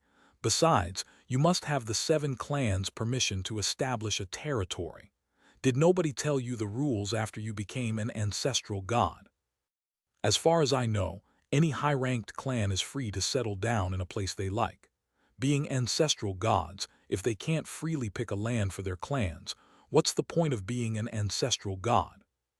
Su Ping looked at him coldly and added, "I don't have time to waste on you. You can either move away or shut up." "How arrogant!" The black-robed young man laughed because of fury. The purple eye on his forehead cracked open with chaotic light flashing. A moment later, an expression of understanding appeared on his face. He said, "So, you're related to the Heaven Path Institute. Did you rise there? This is indeed close to the Institute, but it's useless. You can't settle down here, even if all 4 ancestral gods come. I don't need the other 3 ancestral gods to deal with you." Su Ping attacked just like that. He suddenly bellowed and the universe of fire appeared behind his back, then instantly turned into a 10,000-meter-tall giant. He stepped on the land, and chaos blood erupted from his pores to gather into a sword. With a boom, the universe exploded, and violent power surged as a sword aura. "Condense!" The black-robed young man sneered as the purple eye on his forehead was opened. There was the aura of a universe inside the purple eye, as if all the power was condensed there. Boom, the purple light passed, piercing the sword aura. Su Ping's eyes were cold. He quickly set up a contract, invoking the power within a radius of 500,000 kilometers. The original power of the world was instantly gathered in his arm. His other hand detonated his just reconstituted universe. He grabbed the sword with both hands and slashed furiously again. The world was a mess, and the continent was shaking. Time and space within 10,000 kilometers fell apart. Such an unusual phenomenon caused the spatial outer layer to shatter. The black-robed young man changed his expression and looked at Su Ping in shock. He suddenly extended a hand, and a purple universe slowly rose behind him, exploding right after. The vertical eye on his forehead exploded at the same time. The 2 streams of terrifying power collided and turned into a purple burst of light. The purple light and the sword aura collided, annihilating everything. The horrifying impact was almost soundless. The sword aura continued and sliced through the purple light and reached the young man's chest, obliterating his body. Once the attack auras receded, there was a deep ravine 1,000,000 kilometers long, spanning the continent's area behind the black-robed young man. Back. All the cities, beasts, and villages in that path were destroyed. Ancestral god battles were world-destroying. It was inevitable. In the void, the black-robed young man's body was reconstituted, along with the purple light. It was his purple undying universe. The Chaos Clan. The young-looking ancestor was giving Su Ping a sullen look. He didn't die, but he failed. It was a known fact that ancestral gods could hardly kill each other, unless the most terrifying among them would gather to attack. There was only victory and defeat under normal circumstances. He didn't expect to be defeated by a new ancestral god. The power condensed by Su Ping had even scared him. He didn't know what kind of method it was. "You can leave on your feet or on your back," Su Ping offered with a cold tone. The black-robed young man's eyes also turned cold. "You can't kill me. Spare me the arrogant act. You're just a loser." "You." The young man was infuriated, but facts were facts. He didn't think he could block the attack, even if he had a second try at it. He would fail, no matter how many times he tried. He didn't die, but failure was embarrassing. It would be humiliating if word got out. "No matter what, you cannot take this place as long as I'm here," said the young man angrily. Su Ping's eyes were cold. "Do you want me to destroy your clan?" "Destroy my clan and I'll destroy yours," said the unrelenting fellow. Su Ping narrowed his eyes and stared at the guy for a while. He nodded and said, "I'll remember what happened today." "Humph." The black-robed young man snorted, not taking Su Ping's threat seriously. Both of them were ancestral gods. Su Ping had indeed defeated him, but he couldn't kill him. Threats were pointless. Not wasting any more time talking, Su Ping left the original Tao world and returned to the Heaven Path Institute. Ancestor Su.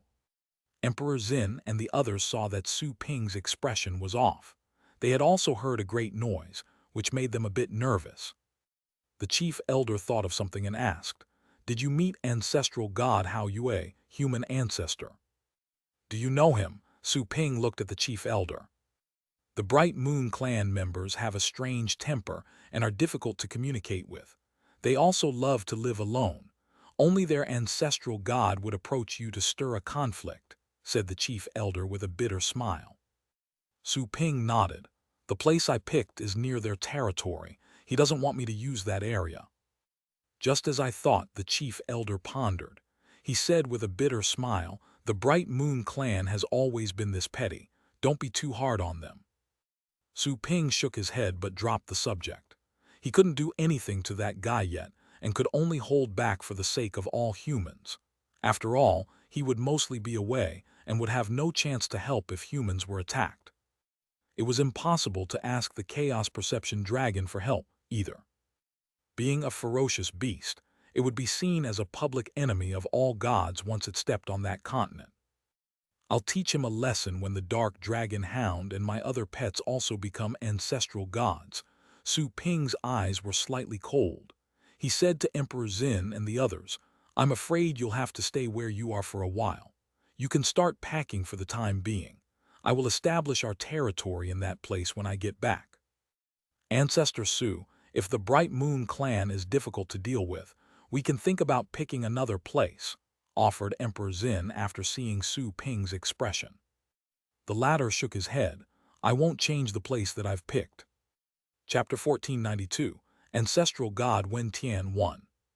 Su Ping asked Emperor Zin and the others to head back to the old human territory for the time being. He then went to the depths of the Heaven Path Institute under the Chief Elder's invitation. It was a secret land exclusive for elders. Even Dao children had to receive approval to enter. Human ancestor, here are the 3 ancestral gods of our institute, said the chief elder as he pointed. Facing the secret land, there were 3 majestic statues, more than 10,000 meters tall and in different postures. One was holding a sword with both hands, another was holding a spear, and the last one was half lying on the ground. Right above the 3 statues, a spring of divine power was flowing down like a waterfall. Su Ping narrowed his eyes and noticed that the springs were connected to a familiar aura in the depths of the void. Is that?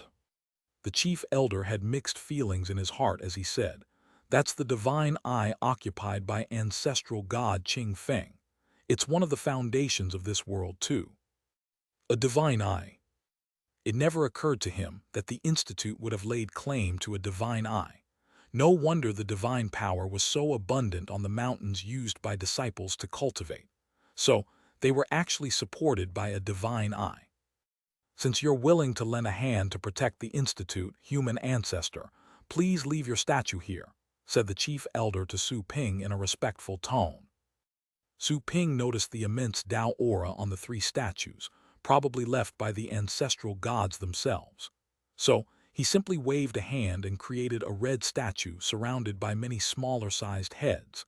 Those who knew him well would recognize the heads of the Dark Dragon Hound, the Inferno Dragon and his other pets. A white skeleton was created in his hand. Su Ping's eyes glittered, and he slowly clenched his fist. He had already become an ancestral god. Once the store was upgraded to level 9, he found out how to resurrect his skeleton pet. Su Ping would do anything to make it happen, even if he had to rise to the sky or dash into hell. They are. The chief elder looked confused as he saw the beast heads around Su Ping's statue. Su Ping smiled and said, they're all my partners. Partners? The chief elder was dazed for a moment but didn't ask further. After all, Su Ping could very well do whatever he wanted after becoming an ancestral god. Ancestral god Wen Tian, the 3rd ancestor, had simply built a statue of him lying down, claiming it was too tiresome for his statue to be standing all the time.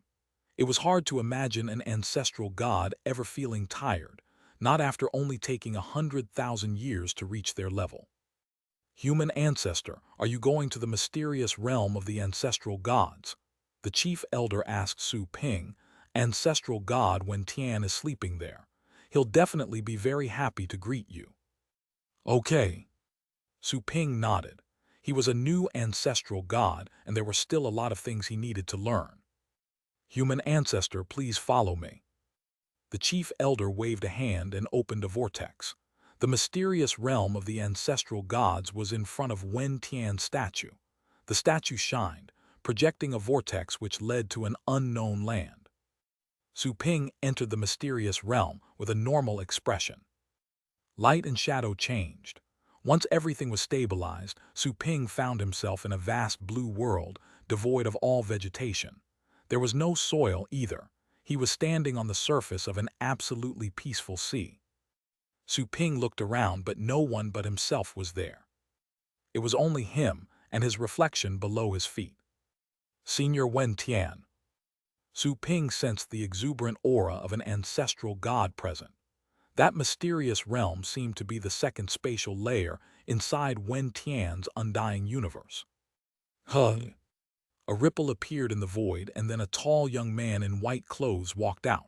He looked identical to the lying statue outside. He looked at Su Ping in surprise and asked, "Who are you?" Su Ping briefly introduced himself. "Su Ping. I just became an ancestral god. I was a Tao child in the Institute." Tao child? The young man in white gave him a slight nod. The guy must have entered with the chief elder's help. Only elders from the Institute have the privilege. He would have sensed any break-in. He had already guessed something when he saw Su Ping, but simply didn't expect that a new ancestral god would rise so soon in the Institute. How many days has it been? It's been only several dozen thousand years or so. The young man in white did the math but still had mixed feelings. Is the world of gods going to enter a glorious age? For an ancestral god to appear so soon, and in our institute no less. Which clan are you from? You carry the aura of chaos. There are only 100 clans that carry this bloodline. I'm a human being, said Su Ping. A human being. The young man in white was stunned. He thought for a moment and asked in confusion, I don't think that's a clan, is it? It's a middle-ranked clan. Su Ping felt somewhat helpless. It was clear that ancestral gods would only pay attention to high-ranked clans. Well, the young man in white was obviously stunned. He sized Su Ping up in astonishment. An ancestral god from a middle-ranked clan. In other words, you've turned your clan into a high-ranked clan all on your own. Impressive. Su Ping said helplessly, Senior Wen Tian, I made my breakthrough just recently. I'm here to ask for more information about ancestral gods. All right, just as I thought. Wen Tian chuckled and waved a hand. 2 comfortable chairs appeared in the void. He claimed one and said, there must be a lot of things you're curious about now that you advanced. There are also rules among ancestral gods that I must make you aware of. Although we are at the top in this world, it doesn't mean that we can be completely lawless. Chapter 1493, Ancestral God Wen Tian 2. Su Ping nodded and said, please enlighten me, Senior. I'm not really your senior. You're already an ancestral god now, the same as me, and you're the ancestor of a clan. We don't have to lower our heads to anyone.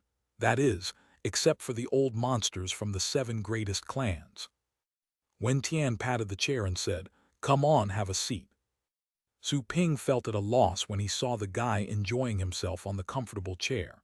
He suddenly understood why the guy's statue was lying down. This ancestral god was obviously a person who would never stand if he could sit.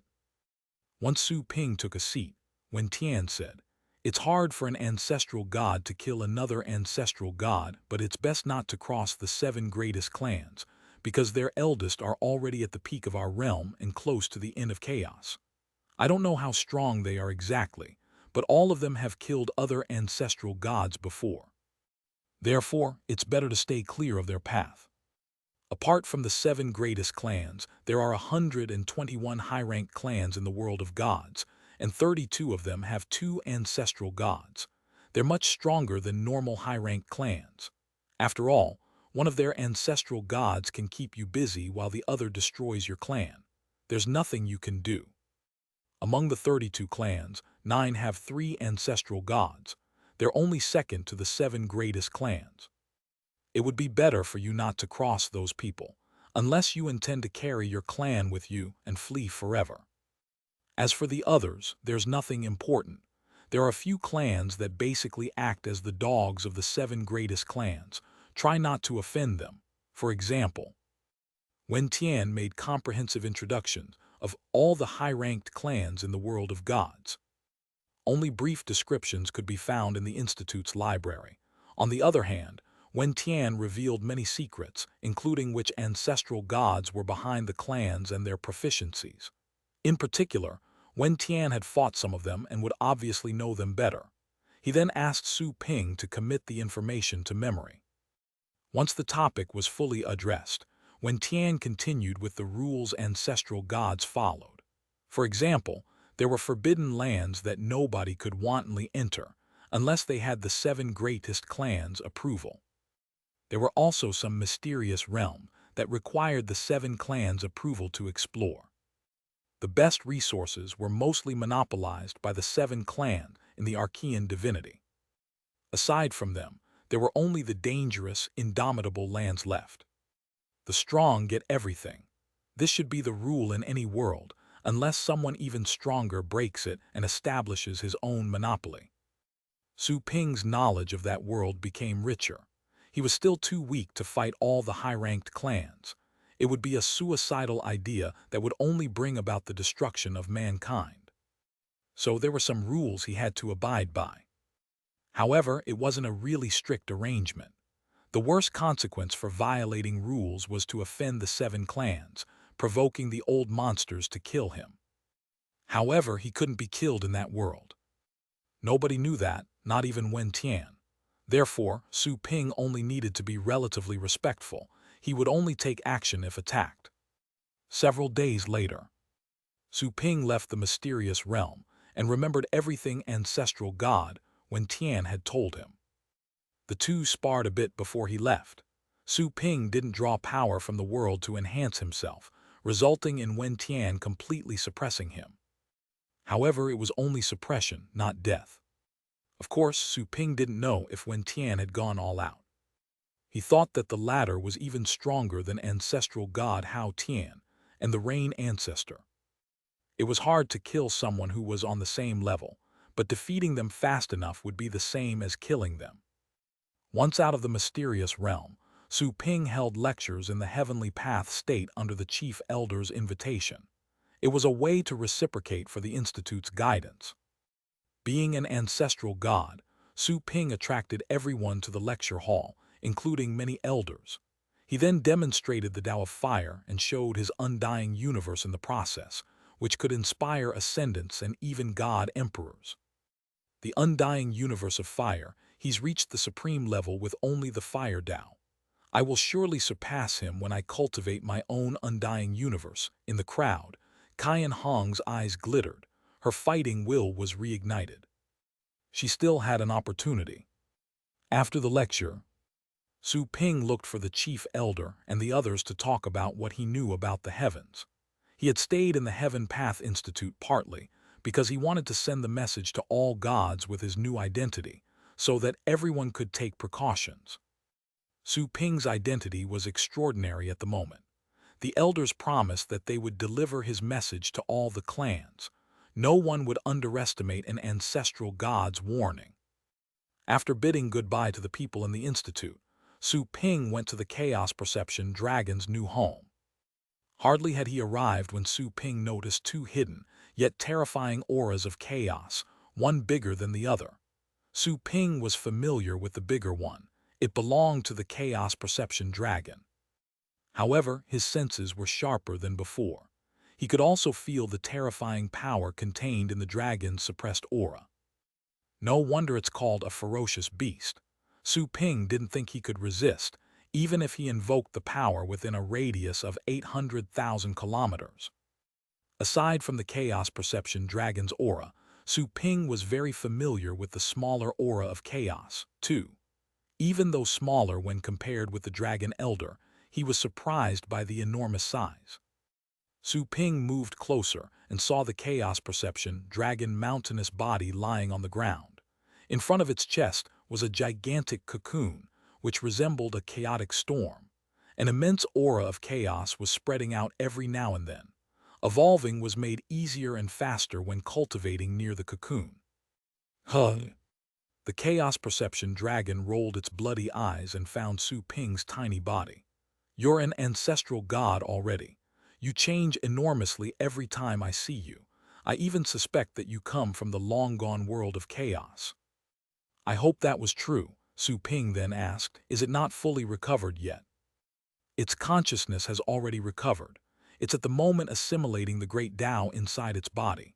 It'll become an ancestral god as strong as you when it fully evolves," said the Chaos Perception Dragon. "Still, it would be better to leave it alone for now. Let it focus on cultivating. This is a rare opportunity." Su Ping nodded. The young chaos beast had stayed there a long time. However, hundreds of years were just the blink of an eye for the old dragon. "Keep taking care of him then," said Su Ping. "It's my job anyway," the Chaos Perception Dragon snorted. Su Ping smiled and talked to the Dragon Elder for a while, then said goodbye and left the Archean divinity. Once back in the store, Su Ping concealed his aura and spread his consciousness beyond the store, covering the entire green glass planet. The planet was like a tiny ball in Su Ping's eyes. He could explore any place with ease. He even sensed the 3 cyborg leaders busily doing their things, while they never sensed his presence. Furthermore, Su Ping noticed that the primordial Empyrean master was cultivating. To his surprise, a bell rang close to the guy when he examined him. Su Ping even felt that his consciousness had struck something. It was stopped like a tide crashing against a reef. The fortune bell is really a great item. Su Ping's eyes glittered as he withdrew his senses. On the other hand, the primordial Empyrean master woke up in shock. He looked frightened as he turned to examine the fortune bell ringing in his hand. He was cultivating in seclusion. How could there be any danger? Besides, this is a safe place. The fortune bell soon calmed down. This meant that there was no more danger. Chapter 1494, New World 1. What's going on? The primordial Empyrean master was stunned and anxious. The fortune bell was never wrong. That could only mean that some sort of danger had indeed approached him, but it somehow disappeared. Was the danger from this continent? Did someone plan a sneak attack? The old expert thought of Kai Wang, Su Kong, and the other dominators. He could truly be in danger if they joined hands to attack him. He solemnly gazed at the fortune bell. While pondering, the bell glittered and rang again, indicating a bad omen. Again. The Empyrean master was slightly nervous. He stepped out of his temple and observed the situation. There was no sign of Kai Wang or anyone else outside the barrier, but the bell's ring was becoming increasingly louder, which meant that danger was approaching. Damn it! The old man looked awful. He found nothing, but the fortune bell was never wrong. The danger isn't close by, or are they escaping detection in some way, or maybe. The primordial Empyrean master narrowed his eyes and looked up at the green sky. He quickly changed his expression and rushed to the temple in the center of the continent. He quickly arrived, finding Shen Huang as well as 2 more celestials. He knew that Shen Huang was the acting commander. Even Kai Wang and the other dominators had to listen to him. Just as he saw them, he shouted, "Hurry up and inform Boss Su and the cyborgs. Some danger is approaching the green glass planet." He found that the fortune bell kept ringing, even though he had moved to a different location. This meant that the danger wasn't near his temple. It wasn't something directly targeting him, but the entire planet. Empyrean Master Shen Huang was surprised. His expression changed quickly. "Are you serious?" "My fortune bell is ringing," said the old expert. He was working alongside the human settlers, and he didn't want anything to happen to their place. Shen Huang's heart raced when he heard the fortune bell. He asked Song Yuan, his first disciple, to inform Su Ping as soon as possible. He then contacted the cyborg leaders to gather for a meeting. Hardly had he sent the telepathic message when someone else appeared in the temple. It was Su Ping. Having become an ancestral god, he could easily cover the entire green glass planet with his thoughts. Although not on purpose, some of his attention had been fixed on the primordial Empyrean master. However, it was an inconspicuous, non-malicious monitoring, so the fortune bell didn't consider him an enemy. He saw everything that the primordial Empyrean master did. Therefore, Su Ping realized that something was off when the old expert rushed over to the main temple. There's danger outside of the green glass planet. Su Ping looked at the primordial Empyrean master. The latter and Shen Huang were stunned, not expecting Su Ping to be as unpredictable. "Why, yes," said the primordial Empyrean master in a hurry. His heart was trembling as he found that the young man was even more terrifying than before. Besides, all his cells were screaming, reminding him to stay clear from that youngster. It was just like being instinctively afraid of a monster. Su Ping's eyes looked solemn. The fortune bell had even detected the danger sooner than him. It was a rare treasure that couldn't be neglected. He instantly waved his hands. Vortices appeared before his eyes, which led to every part of the green glass planet. "Gather," Su Ping said softly. Figures instantly stepped out of the vortices, all of them astonished after seeing him. They were the three cyborg leaders, as well as the other human dominators, including Kai Wang. A channel had been directly established to the places they were at the time. Some of them were cultivating inside the barriers they had set up, but the channel appeared out of nowhere, completely disregarding those barriers. "Basu." The cyborg leaders narrowed their eyes after assessing the situation. They had been in their respective temples until Su Ping pulled them to the temple. Such power was beyond their imagination. "There might be danger outside the green glass planet. I need to investigate. Leaders, are you coming with me, or do you want to wait here?" Su Ping asked the cyborg leaders. It was their world anyway. Su Ping was respectfully taking the stance of a guest. "Danger." The hearts of the cyborg trio began to race, but they didn't question the news. Su Ping's serious demeanor was an indicator of how critical the situation was. Basha said, "I'll go with Boss Su. You can wait here." "Okay." Su Ping said to the other human experts, "Wait for updates here and get ready for war." Everyone's hearts shook at the mention of war, as the word was often followed by gore and bloodshed. Su Ping covered Basha with his aura and stepped out, escaping from everyone's perception and approaching the green glass sky. Basha sensed that her body was covered by an immense power, clearly beyond her ability. She was helpless against it, which shocked her even more. "This human leader is far stronger than me. He could easily destroy all cyborgs and claim our territory." However, Su Ping's attitude made her feel much more at ease. The next moment, to Basha's shock, Su Ping drew on the green glass with a finger. He easily made a hole, like a burning iron melting snow. Chapter 1495, New World 2. The human and cyborg pair passed through the hole and went beyond the green glass protection. There was nothing different under the naked eye. It was the same silent universe. However, Su Ping's senses quickly rushed forward like a torrent, faster than light. He quickly sensed a deep green object moving at an astonishing speed, and its goal seemed to be their location. "That's another green glass planet." Su Ping narrowed his eyes, but he was secretly relieved. It was fine as long as the heavens weren't involved. Otherwise, he would be forced to flee again. After all, there was no way of knowing if the heavens would send terrifying existences, including the unknown heavenly Tao that even the Golden Crow ancestor was afraid of. Su Ping detected ancestral gods, auras outside of the incoming planet. There was more than one. A high-level green glass world. It's probably where the big shots of cyborgs are hiding. Su Ping's eyes glittered, as he was a bit delighted by the prospect. The bad omen sensed by the primordial Empyrean master was probably that green glass planet. After all, he was also considered a bad omen when probing the old expert. He had been planning to look for ancestral gods in that universe. It was a surprise to see them looking for him instead. He was an ancestral god now, which enabled communication among equals to establish an alliance. "Danger? I don't see any monsters here." Basha looked around but didn't find anything. She couldn't help but look at Su Ping in confusion. Su Ping said, "Just wait. The Selvegas of your cyborg clan are coming." "The Selvegas?" Basha's eyes widened with excitement. She said, "Boss Su, by danger did you mean the Selvega?" Maybe, said Su Ping. Basha looked around hopefully. The lifelong dream of her people was to find the Selvega and join the bigger community. Otherwise, they would always feel like stray dogs. The deep green glass moved close enough to be noticed by Basha.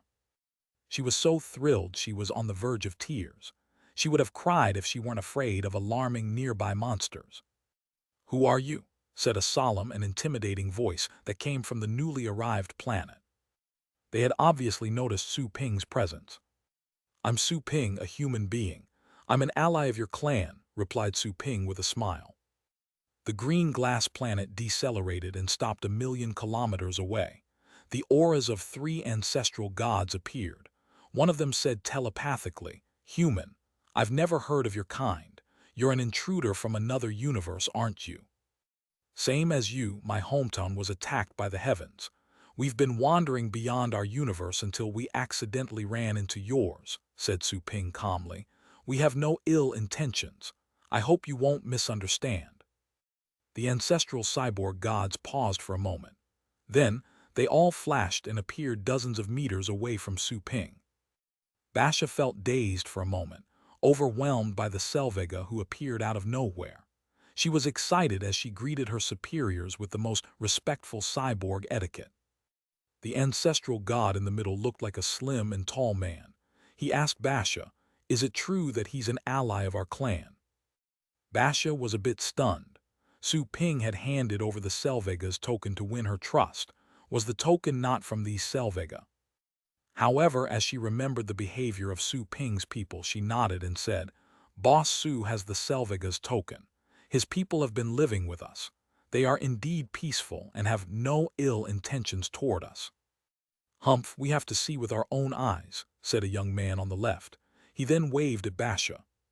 She instantly understood and obediently flew over.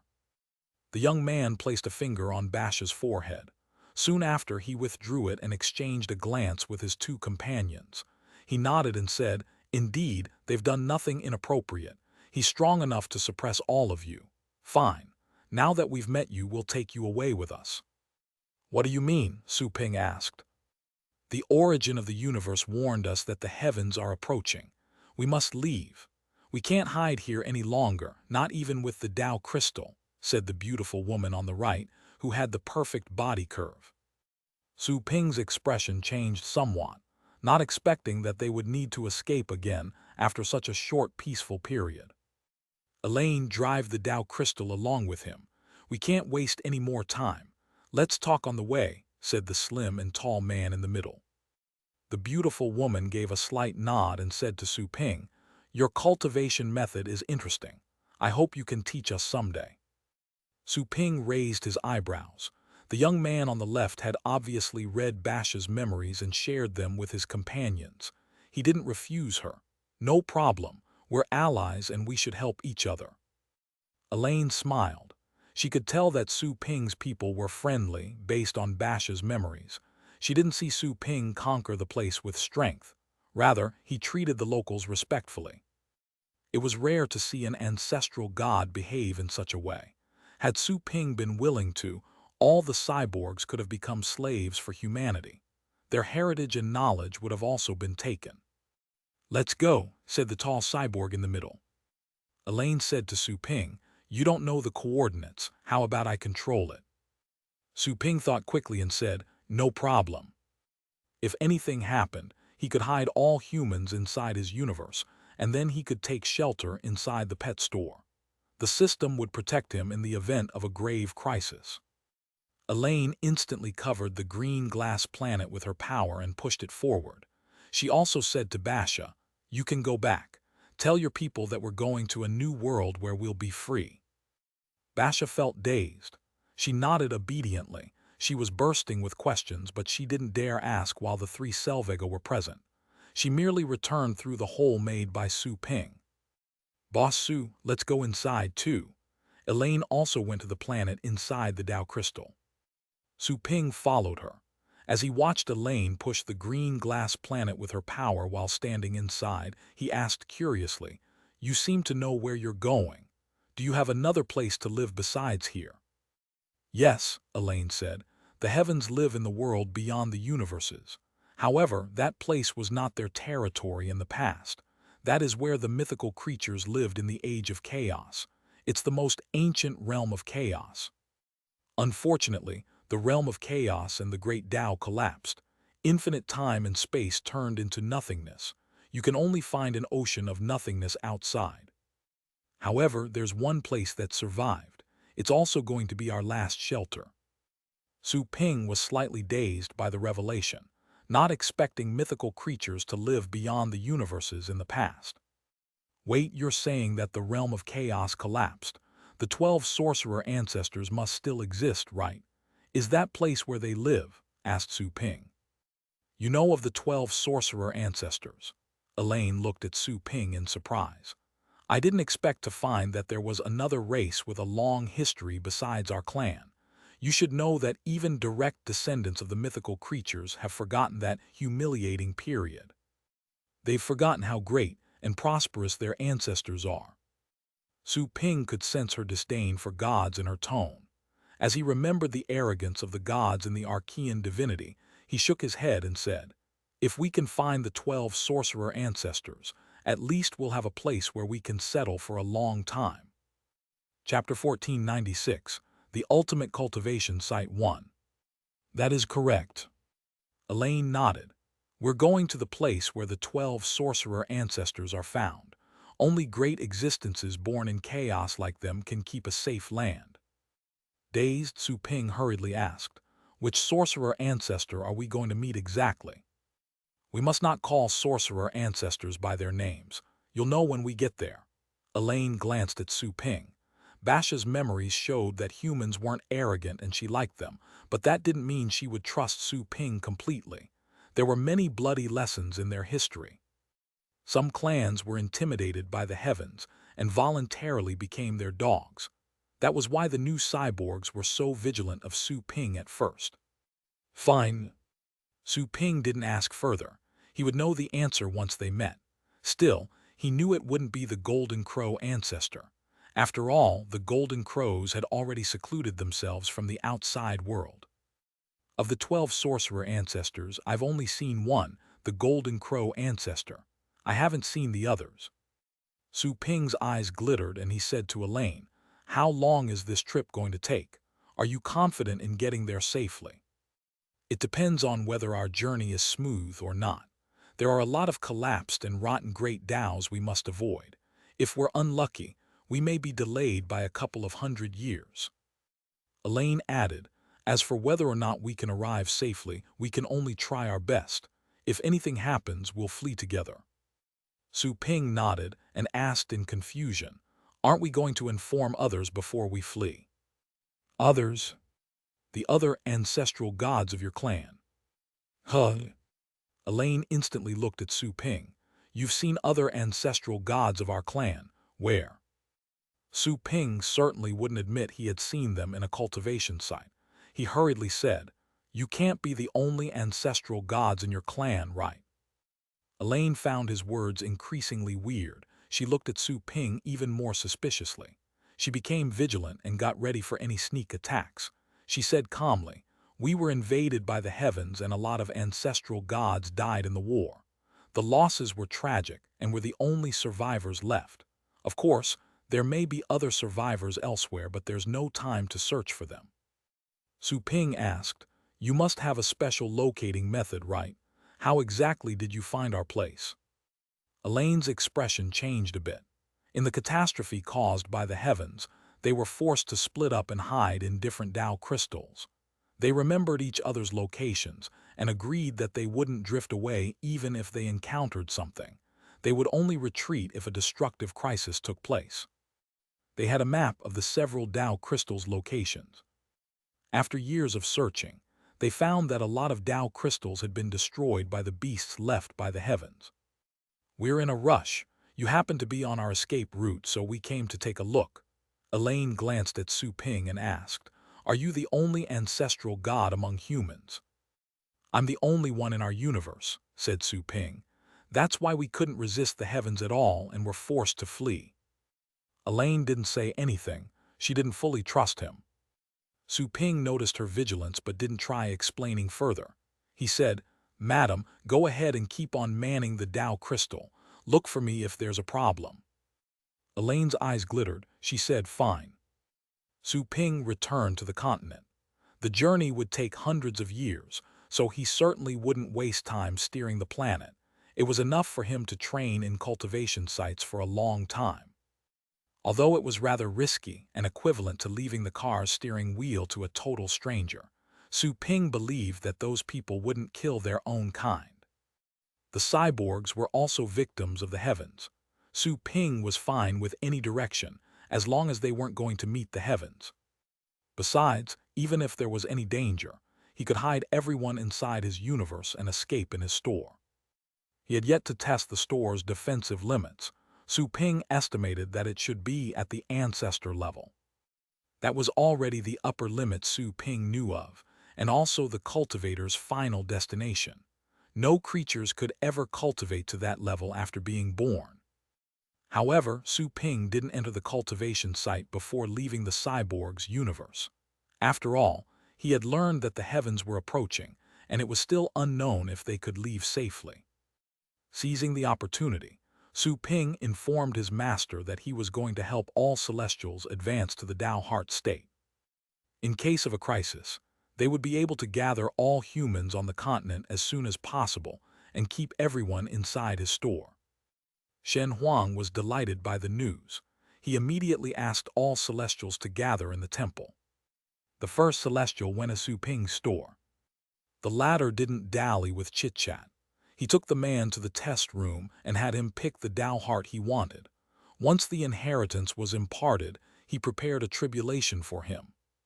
The man's potential was fully developed, and his strength was completely consolidated. In the sky under the green glass, Elaine flew alone in the silent universe as she manned the Tao crystal like a barely noticeable grain of sand. It was a surprise for her to see Su Ping give her the full control of the Tao crystal. Is the human so innocent that he fully trusts us, or does he have other trump cards? Chapter 1497, The Ultimate Cultivation Site 2. She recalled Bash's memories, so she didn't think there was another ancestral god among humans. That being the case, even if Su Ping had hidden some of his strength, it would be impossible for him to defeat the three of them. Besides, they didn't represent the entirety of their top forces. They were still hiding something. As she thought of this, Elaine could only say that the human was innocent and trusting. She looked at the dark universe through the Tao crystal as she flew forward, feeling sad at the thought of permanently leaving the universe where she was born. It had been a brilliant place once, with dazzling nebulae and countless flying spaceships. However, only desolation remained. The debris of many spaceships floated in the void. Part of it was already covered in thick dust. Some of the bodies of her powerful compatriots were frozen in the void. The heavens. Hatred surfaced in Elaine's eyes. She wasn't an ancestral god when the war broke out, only a Tao heart expert. 100,000 years after the war, the gore still haunted and tortured her day and night. She was eventually awakened and became an ancestral god. Time flew. A week passed in the blink of an eye. On the continent, all the human celestials became dominators, using one of the three Tao hearts presented by Su Ping, according to their preference. It would be impossible for them to become ancestral gods after receiving a pre-selected Tao heart, but that was already a great gift for them. After all, they could barely reach the Tao heart state with their own potential. The Tao crystal was gradually flown to the other side of the universe as the week passed. They encountered two more Tao crystal worlds on the way. One of them had an ancestral god cyborg. Altogether 4 Tao crystals were moving towards the edge of the universe. Elaine and the others were silent as they watched the wall protecting the universe ever closer. They knew they would never return. They could vaguely feel the will of the universe when they were about to leave. It was a very gentle power, whispering goodbye to her children like a mother would. Elaine and the other ancestral gods had moist eyes. Only they, being ancestral gods, could feel the will of the universe and the profound feelings therein. They had relied on their talent and the help of the universe's origin as they grew. That kind of help couldn't be felt until they became ancestral gods and could only ascribe it to their luck. However, there was a law behind everything. The rise of the sun, the setting of the stars, and even the falling snowflakes were all made of the great Tao, somehow predestined. Destruction, birth, recreation, and death. This was just a miniature, a tiny gear on an enormous wheel that pushed the greater fate. They silently said goodbye in their hearts. Then they saw the universe split open to find a strange channel outside. That was a channel that the universe had opened for them. It led to somewhere safe. It was also the last thing the universe would do for them. Elaine and the others gritted their teeth and flew into the twisted channel without hesitation. Time was paused there. The area inside the channel was a strange place where time and space didn't matter. They were already far in a distant location when they got out on the other end of the channel. The vortex slowly closed and dispersed behind them. The cyborg universe's aura was gone, just like that. They gazed in silence and showed their highest respects according to cyborg etiquette. It was the first time for them to use that gesture since they became ancestral gods. After paying respects, the tall and slim cyborg took out a map and a festering severed hand. Even some bones were showing. However, it emitted the aura of immortality, as if it had existed for countless years. The severed hand floated in the void. Then, it slowly raised the index finger and pointed to a certain direction. The tall and slim cyborg heaved a sigh of relief. He stored the hand and said, "Let's go." They returned to the Tao crystal and concealed their auras, carefully erasing all of their traces as they moved. Inside the Tao crystal on the continent, Su Ping looked on with hands behind his back, completely silent. He had seen how the cyborgs escaped the universe. They had fled successfully with the help of the universe's origin. "We've already found the direction. We should be able to get there soon, as long as we're careful." Elaine's figure was formed near Su Ping as a gentle light. "How soon exactly?" "Soon means soon. 300 years perhaps," said Elaine. Su Ping nodded and said, "Thank you for your hard work in advance." "You're still planning on letting me control the crystal?" asked Elaine. Su Ping said, "I'm planning on cultivating for a while. Find my people if you need anything. They'll inform me." She couldn't help but say, "You already have an undying universe. The next realm belongs to the 12 sorcerer ancestors. It's not a level that we can reach through cultivation.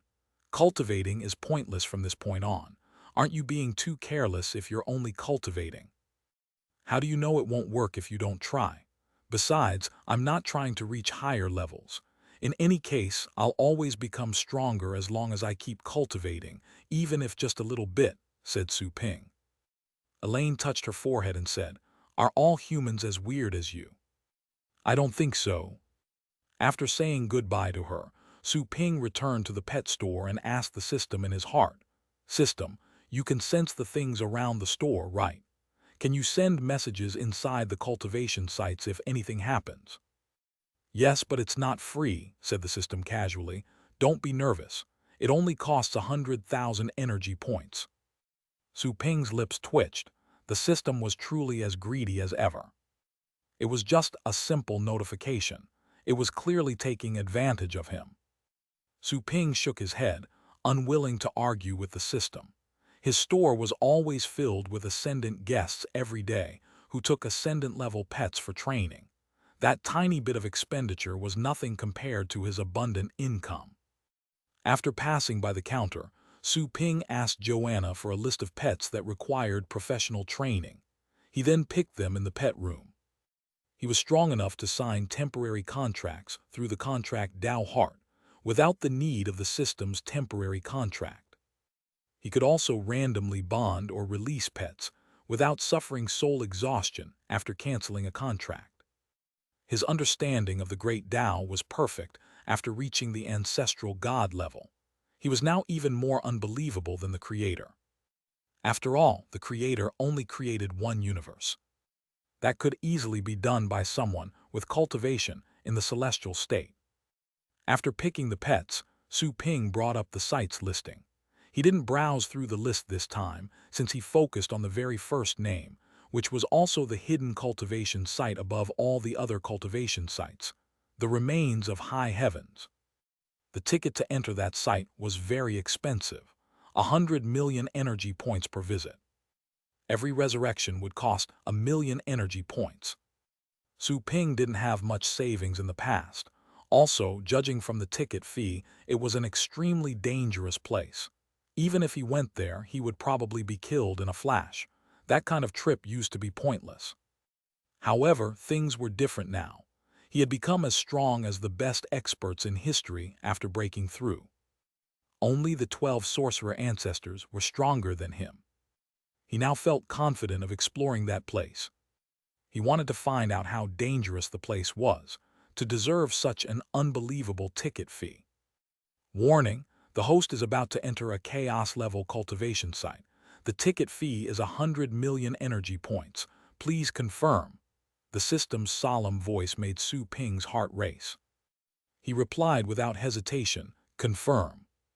He soon noticed how his store was 100 million points short, but before he could feel the pinch, he saw the transportation vortex open. The vortex itself emitted an ominous aura, as if some sort of unknown power had invaded the store. Chapter 1498, Chaos Battlefield 1. Su Ping suddenly felt nervous, like in the first visit ever to a cultivation site. He took a deep breath and stepped into the vortex. The familiar teleportation feeling lasted a long time. Once he regained his senses, he saw a dazzling light and heard deafening noises. This is... Su Ping found himself in the middle of a magnificent war. He was as unremarkable as an ant on the battlefield. The dazzling light was caused by the explosion of countless great Taos, and the deafening noises were actual universes blowing up. A terrifying war taking place right before his eyes. Warships as huge as universes exploded in the void. Even more warships surged out like bees dashing out of a honeycomb. Myriads of people rose to the sky, letting out roars that could set one's blood on fire. They marched on. Dragon roars echoed in the world. They collapsed, wailing and shedding blood. The fire of divine phoenixes illuminated the infinite darkness and dashed into the sky as dazzling red colors. In front of the roaring, marching soldiers were figures as great as glittering statues. They had almost the same height, face, and aura, as if copied from the same model. They belonged to a species he would never forget. The heavens. Countless members of the heavens were moving forward like a high wall. On the other hand, the unknown species, including countless experts, dragons, and phoenixes, were crushed by the iron wall. They were like fireflies in front of a bulldozer, leaving blood and shattered great Taos everywhere. Su Ping was right at the battlefield's edge. His cells seemed to have melted by the infinite furious roars around him.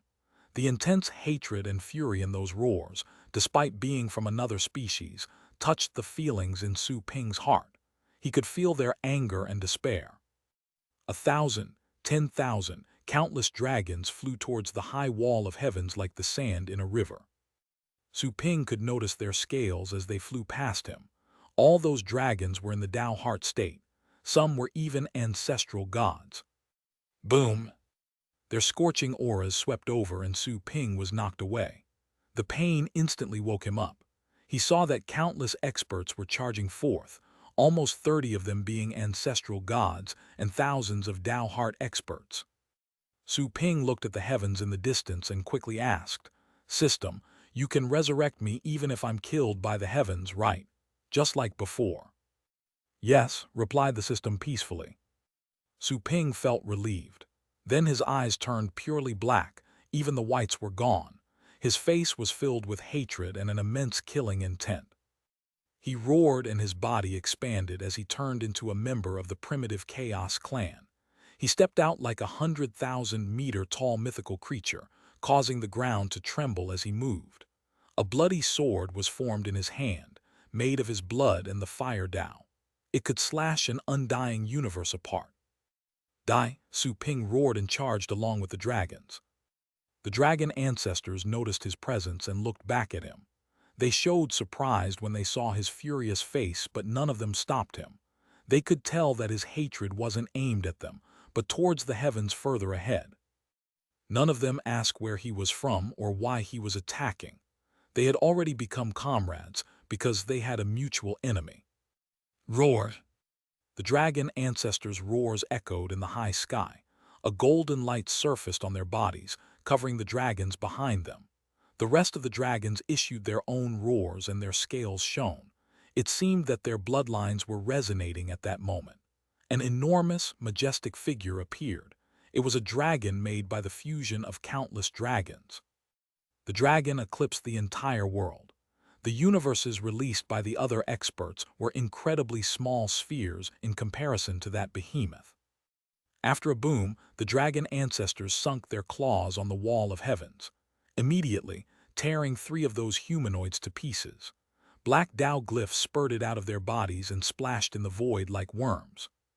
The bodies quickly dried up, but they were soon replaced by 3 more members of the heavens who filled the vacancies. The dragon ancestors roared and waved their claws, crushing many heavens. A black circle darted from the rear of the heavens and swallowed everything, while one of the dragon ancestors was attacking intensely. It looked like a black hole, only 10,000 times more terrifying. The black circle obliterated everything on its way, until it expanded and caught the dragon ancestor's neck, pulling it out of the enormous fused dragon. Without the dragon ancestor's lead, the dragon fusion instantly started to blur, as if about to disperse. The dragon ancestor struggled furiously. It tore the black circle on its neck, but that only made the black circle narrower. It suddenly roared and decisively sliced its own neck. The dragon preferred to break its own neck than be humiliated. The missing neck section was slowly regenerated, at a slow pace, but it was happening. However, a black circle appeared along with the flesh and blood. The dragon ancestor was shocked and furious. It was like an unshakable curse. Splash! A black chain was suddenly connected to the circle, which led to some place further behind. This instantly turned the black circle into a collar that pulled the dragon ancestor toward the wall of the heavens. The dragon ancestor roared and struggled hard. It severed its head a second time and simply turned around to fly back. However, black circles grew out all over its body, and the chain quickly turned into several chains to haul its body. The dragon ancestor released its universe, which was also wreathed by a black circle. Its head grew out again and roared as it was pulled by the black circles. Boom! The massive creature suddenly detonated its universe. The terrifying power allowed it to spew destroying flames that drowned the heavens. The flames died out soon after, though. The blackened flesh of the heavens was quickly healed, too. The dragon ancestor roared in grief. The dragons behind it also roared, feeling sad and furious. Bang! All of a sudden, a sparkling figure flew by, and a burning sword fiercely slashed down on the black circles constricting the dragon ancestor, causing infinite sparks. The dragon ancestor raised its head, only to see a tiny figure trying to cut the chains. Damn it! Su Ping slashed in a furious frenzy, realizing he was unable to break them. The chains only shook, however. They were extremely hard. Whoosh! One of the chains split up and tried to trap him. Su Ping quickly dodged them. He wore an awful expression. He had used all his strength in his attacks, but he couldn't damage the Black Lynx. Is it an ancestral-level attack? The dragon raised its head and gazed at Su Ping. Their eyes met. It was the first time seeing each other, but Su Ping felt an extreme pain. He knew he couldn't save the great dragon. "We won't regret fighting the heavens, even if we burn away," said an intimidating and determined voice inside Su Ping's head.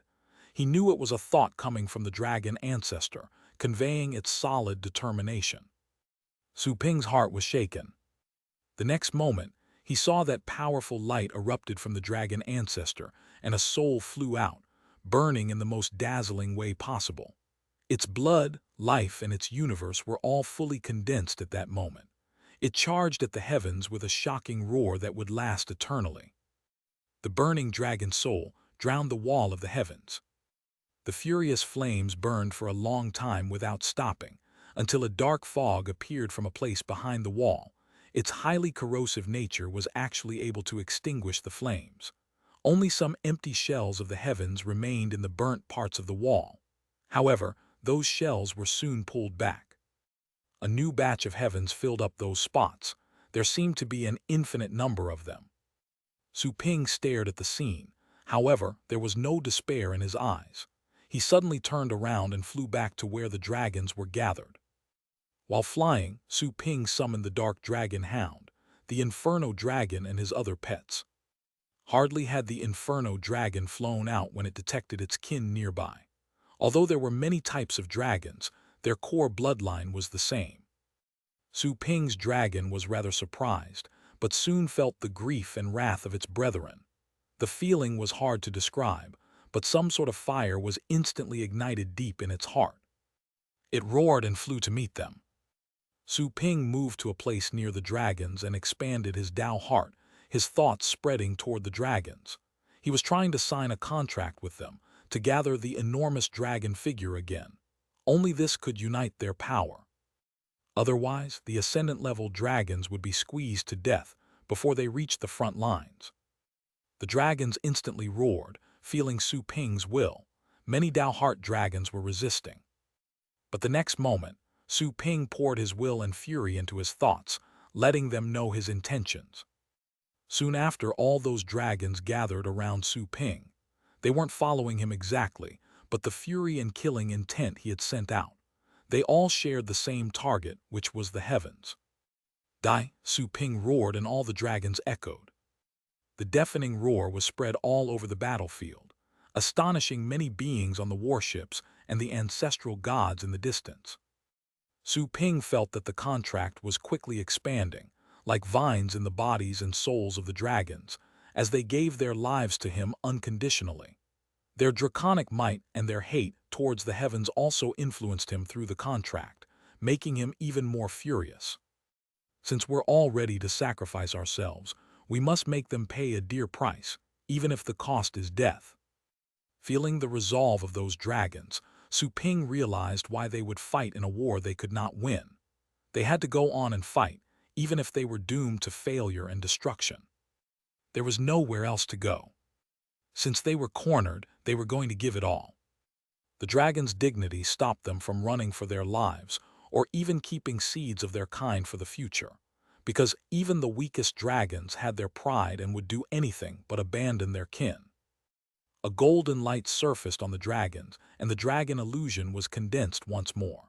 Su Ping roared and charged in front of the dragons to clash against the heavens, with himself spearheading the attack. The golden illusion that gathered the power of all dragons, and Su Ping struck the wall of the heavens. Su Ping instantly felt overwhelmed by the abundant willpower gathered. It was like hitting into a vast ocean of cotton. Such a magnificent amount of willpower could swallow him easily. However, he was quick to recover his consciousness. Like a sharp needle, he pierced that magnificent willpower. As he looked at the rows of heaven's creatures, Su Ping gathered all his blood and aura and swung his sword fiercely. Chapter 1499, Sorcerer Ancestor Hun Yu 1. After a boom, a sword aura erupted from the golden dragon figure, as if the dragon were spitting it out. It slashed the high wall of the heavens and instantly caused a terrifying impact. Almost 10 members of the heavens were knocked down, huge wounds inflicted on their bodies. The unaffected aliens looked at them with appalling light in their eyes. The dozens of aliens raised their hands and fused their power to form a gigantic hand to suppress the enemy. Lightning was coursing the palm's edges, which was actually the heavenly tribulation for ancestral gods. Break, Su Ping roared. While relying on his resurrection ability, he charged at the gigantic hand on his own. He instantly felt the surging power.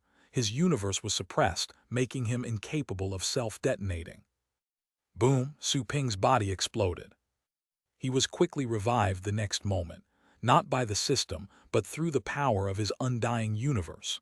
The previous strike wasn't enough to kill him. However, a black chain flew over and tied him up right after respawning. Su Ping instantly felt his power was being restrained. The parts of his body making contact with the chain were sending him extreme pain signals, not only physical but also to his soul. It was unavoidable.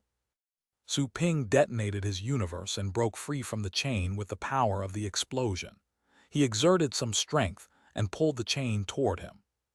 It wasn't until that moment that Su Ping understood the pain and despair experienced by the dragon ancestor while ensnared by the chain. "Do you think all creatures are your slaves?" roared Su Ping. He pulled the chain so hard his hands bled. The other side of the chain was like a heartless machine pulling him over inch by inch and was about to be hauled out of the golden dragon figure.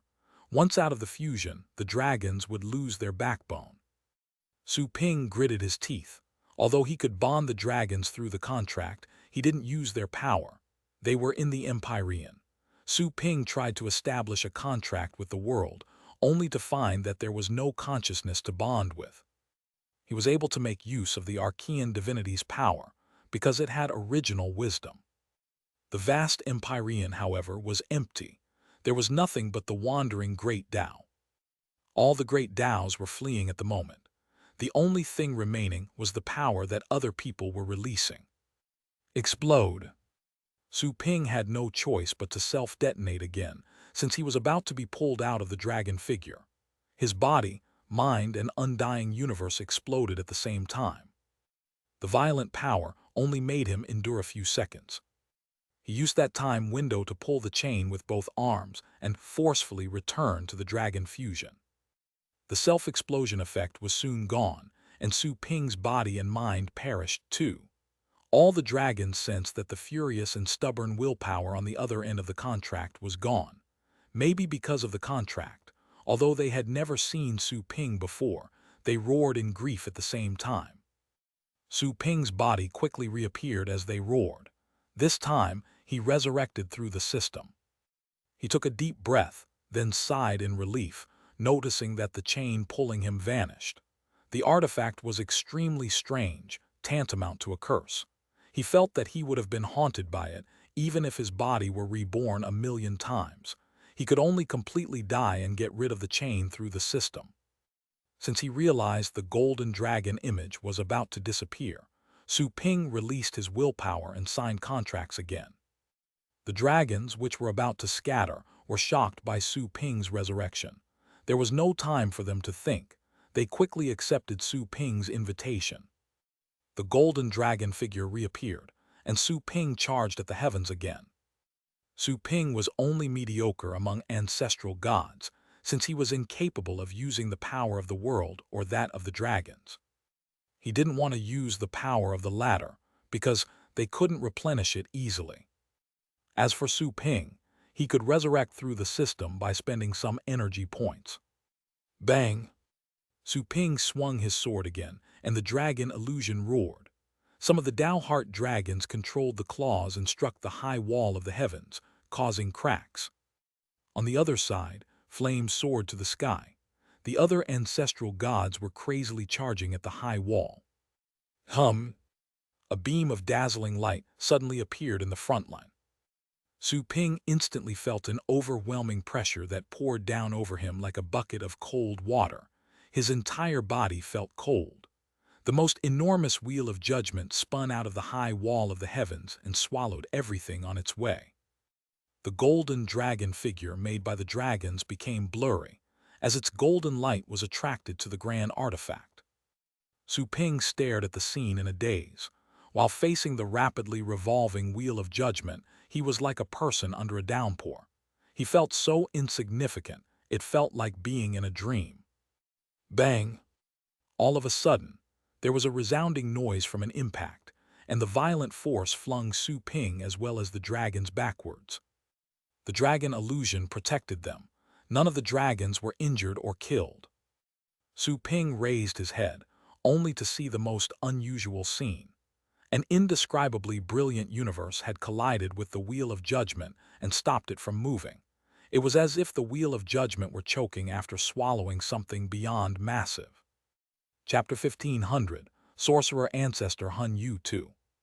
Also, that universe was too brilliant. The light's power filled up every corner. Su Ping had never seen such a brilliant cosmos, which seemed to harbor billions of stars.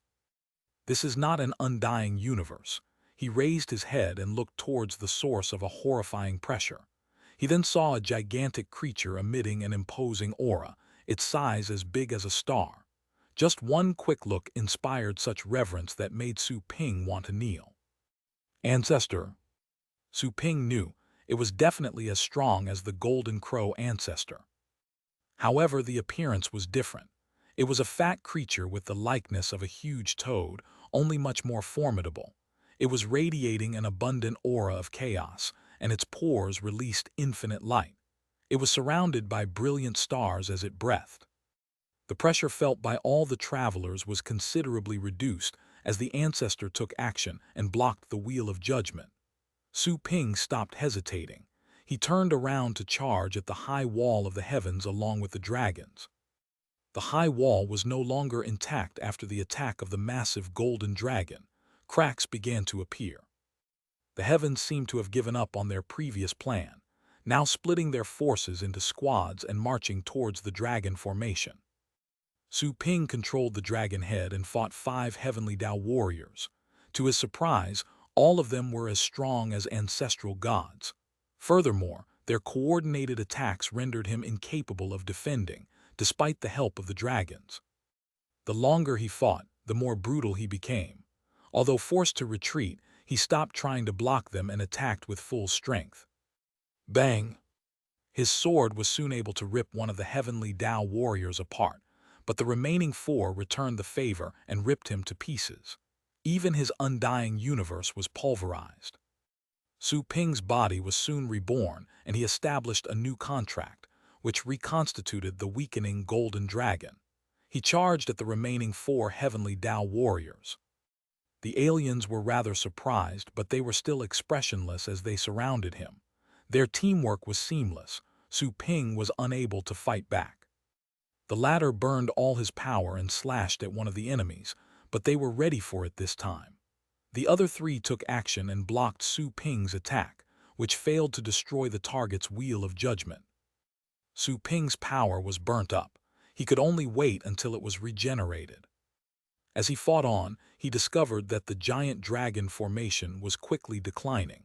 He turned around, only to see the dragons being slaughtered by the heavenly Tao.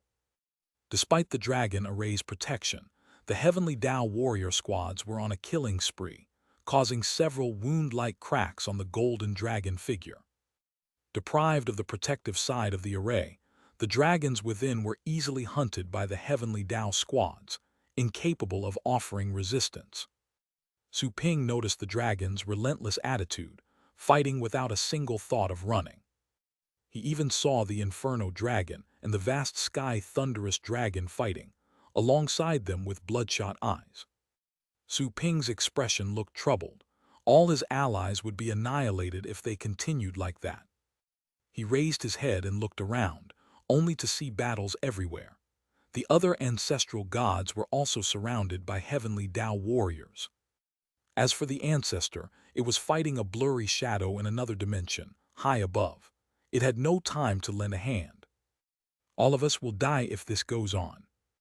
Su Ping's heart was turning cold as he watched. He wasn't afraid of death. Besides, he wouldn't truly die here. He only felt sorry for those who were fighting hard.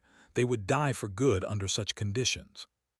He was determined to fight alongside them, but he had the option of leaving by resorting to resurrect in a random place if he was the only one standing.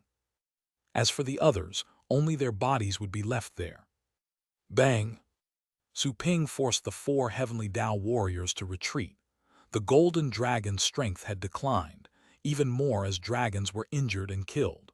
Su Ping could barely resist against the 4 heavenly Tao warriors, and he was no longer able to fight back. Even if he risked his life, the enemy was prepared to counter that tactic. Should we just run? Su Ping swallowed. Being an ancestral god, he could spread his thoughts to the entire battlefield. Who knew if those fighters would listen to him, but at least they would hear him. However, Su Ping found it difficult to spit out what he had in mind. While looking at the furious faces of the blood-soaked fighters, He knew they had already ruled out the option of escape. They would fight until their last drop of blood was shed. Heavens, you've gone too far. Su Ping gritted his teeth. If all those beings died, it wouldn't just be the demise of a single universe. There were already countless dragons behind him. Boom! The battle continued. Su Ping didn't last for long after his combat ability was negated, so he chose to burn his vitality and resurrect through the system, all to rejoin the fight right after. The lack of strength became increasingly evident as the battle continued. The undying universe of fire was too weak to tackle 4 heavenly Tao ancestral gods. As for an epiphany in battle, it didn't matter anymore. Su Ping had already seen his path. What he needed was not an epiphany, but the time to cultivate. When his level was low and the gap in strength was small, a momentary enlightenment could represent a lot of cultivation time spared and a surge in combat ability. However, it was very difficult for an ancestral god like him to become stronger. For his strength to grow, he could only work on condensing a second undying universe. However, this would take time. Boom! Su Ping fought and shed blood again and again. He couldn't remember how many times he had resurrected, and he couldn't see the dragons anymore. They were all dead. He saw that some ancestral gods had died in other battlefields. They were clearly on the losing side.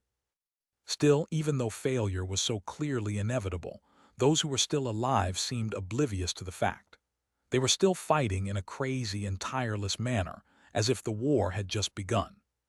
Su Ping didn't roar anymore. He simply drained his strength over and over to attack. He knew they were losing the war, but he chose to fight with them until the last moment. Bang! The entire battlefield shook after an intense impact. Su Ping stopped his crazy hacking and slashing to see the enormous ancestor landing. The brilliant universe behind its back had already dimmed. It looked like a black ball, as all its light was completely gone. Su Ping's heart couldn't help but race. The ancestor rolled its enormous eyes and looked down at the entire battlefield with sadness and impotence. It suddenly opened its mouth and released a power. Su Ping and the heavenly Tao ancestral gods he was fighting were instantly knocked away. At the same time, our hero sensed how he was being enshrouded by a warm and magnificent power. Still, there was a sense of exhaustion coming from it. The previously chaotic battlefield was split apart at that moment. The heavenly Tao was separated from the others. "Leave this place. Try your best to survive. Your sacrifice is meaningless," said a distant thought. Although the message was constructed in a different language, Su Ping could clearly and precisely feel the emotion conveyed. He was in shock. At the same time, the others who were saved also recovered from their battle-frenzied status. They looked at the ancestor's majestic back with bloodshot eyes. Some even fell on their knees and cried. A gentle yet exhausted voice sounded in Su Ping's head. "Little guy from the primitive clan, thank you for your help. The Hunyu clan will remember your favor. I'm sorry for not helping when your clan was destroyed. I hope your bloodline is able to carry on." Su Ping was instantly dazed. His pupils widened a little bit as the ancestor was talking to him alone. So he had been considered as a member of the primitive Chaos clan. "Senior, you should run with us," said Su Ping in a hurry.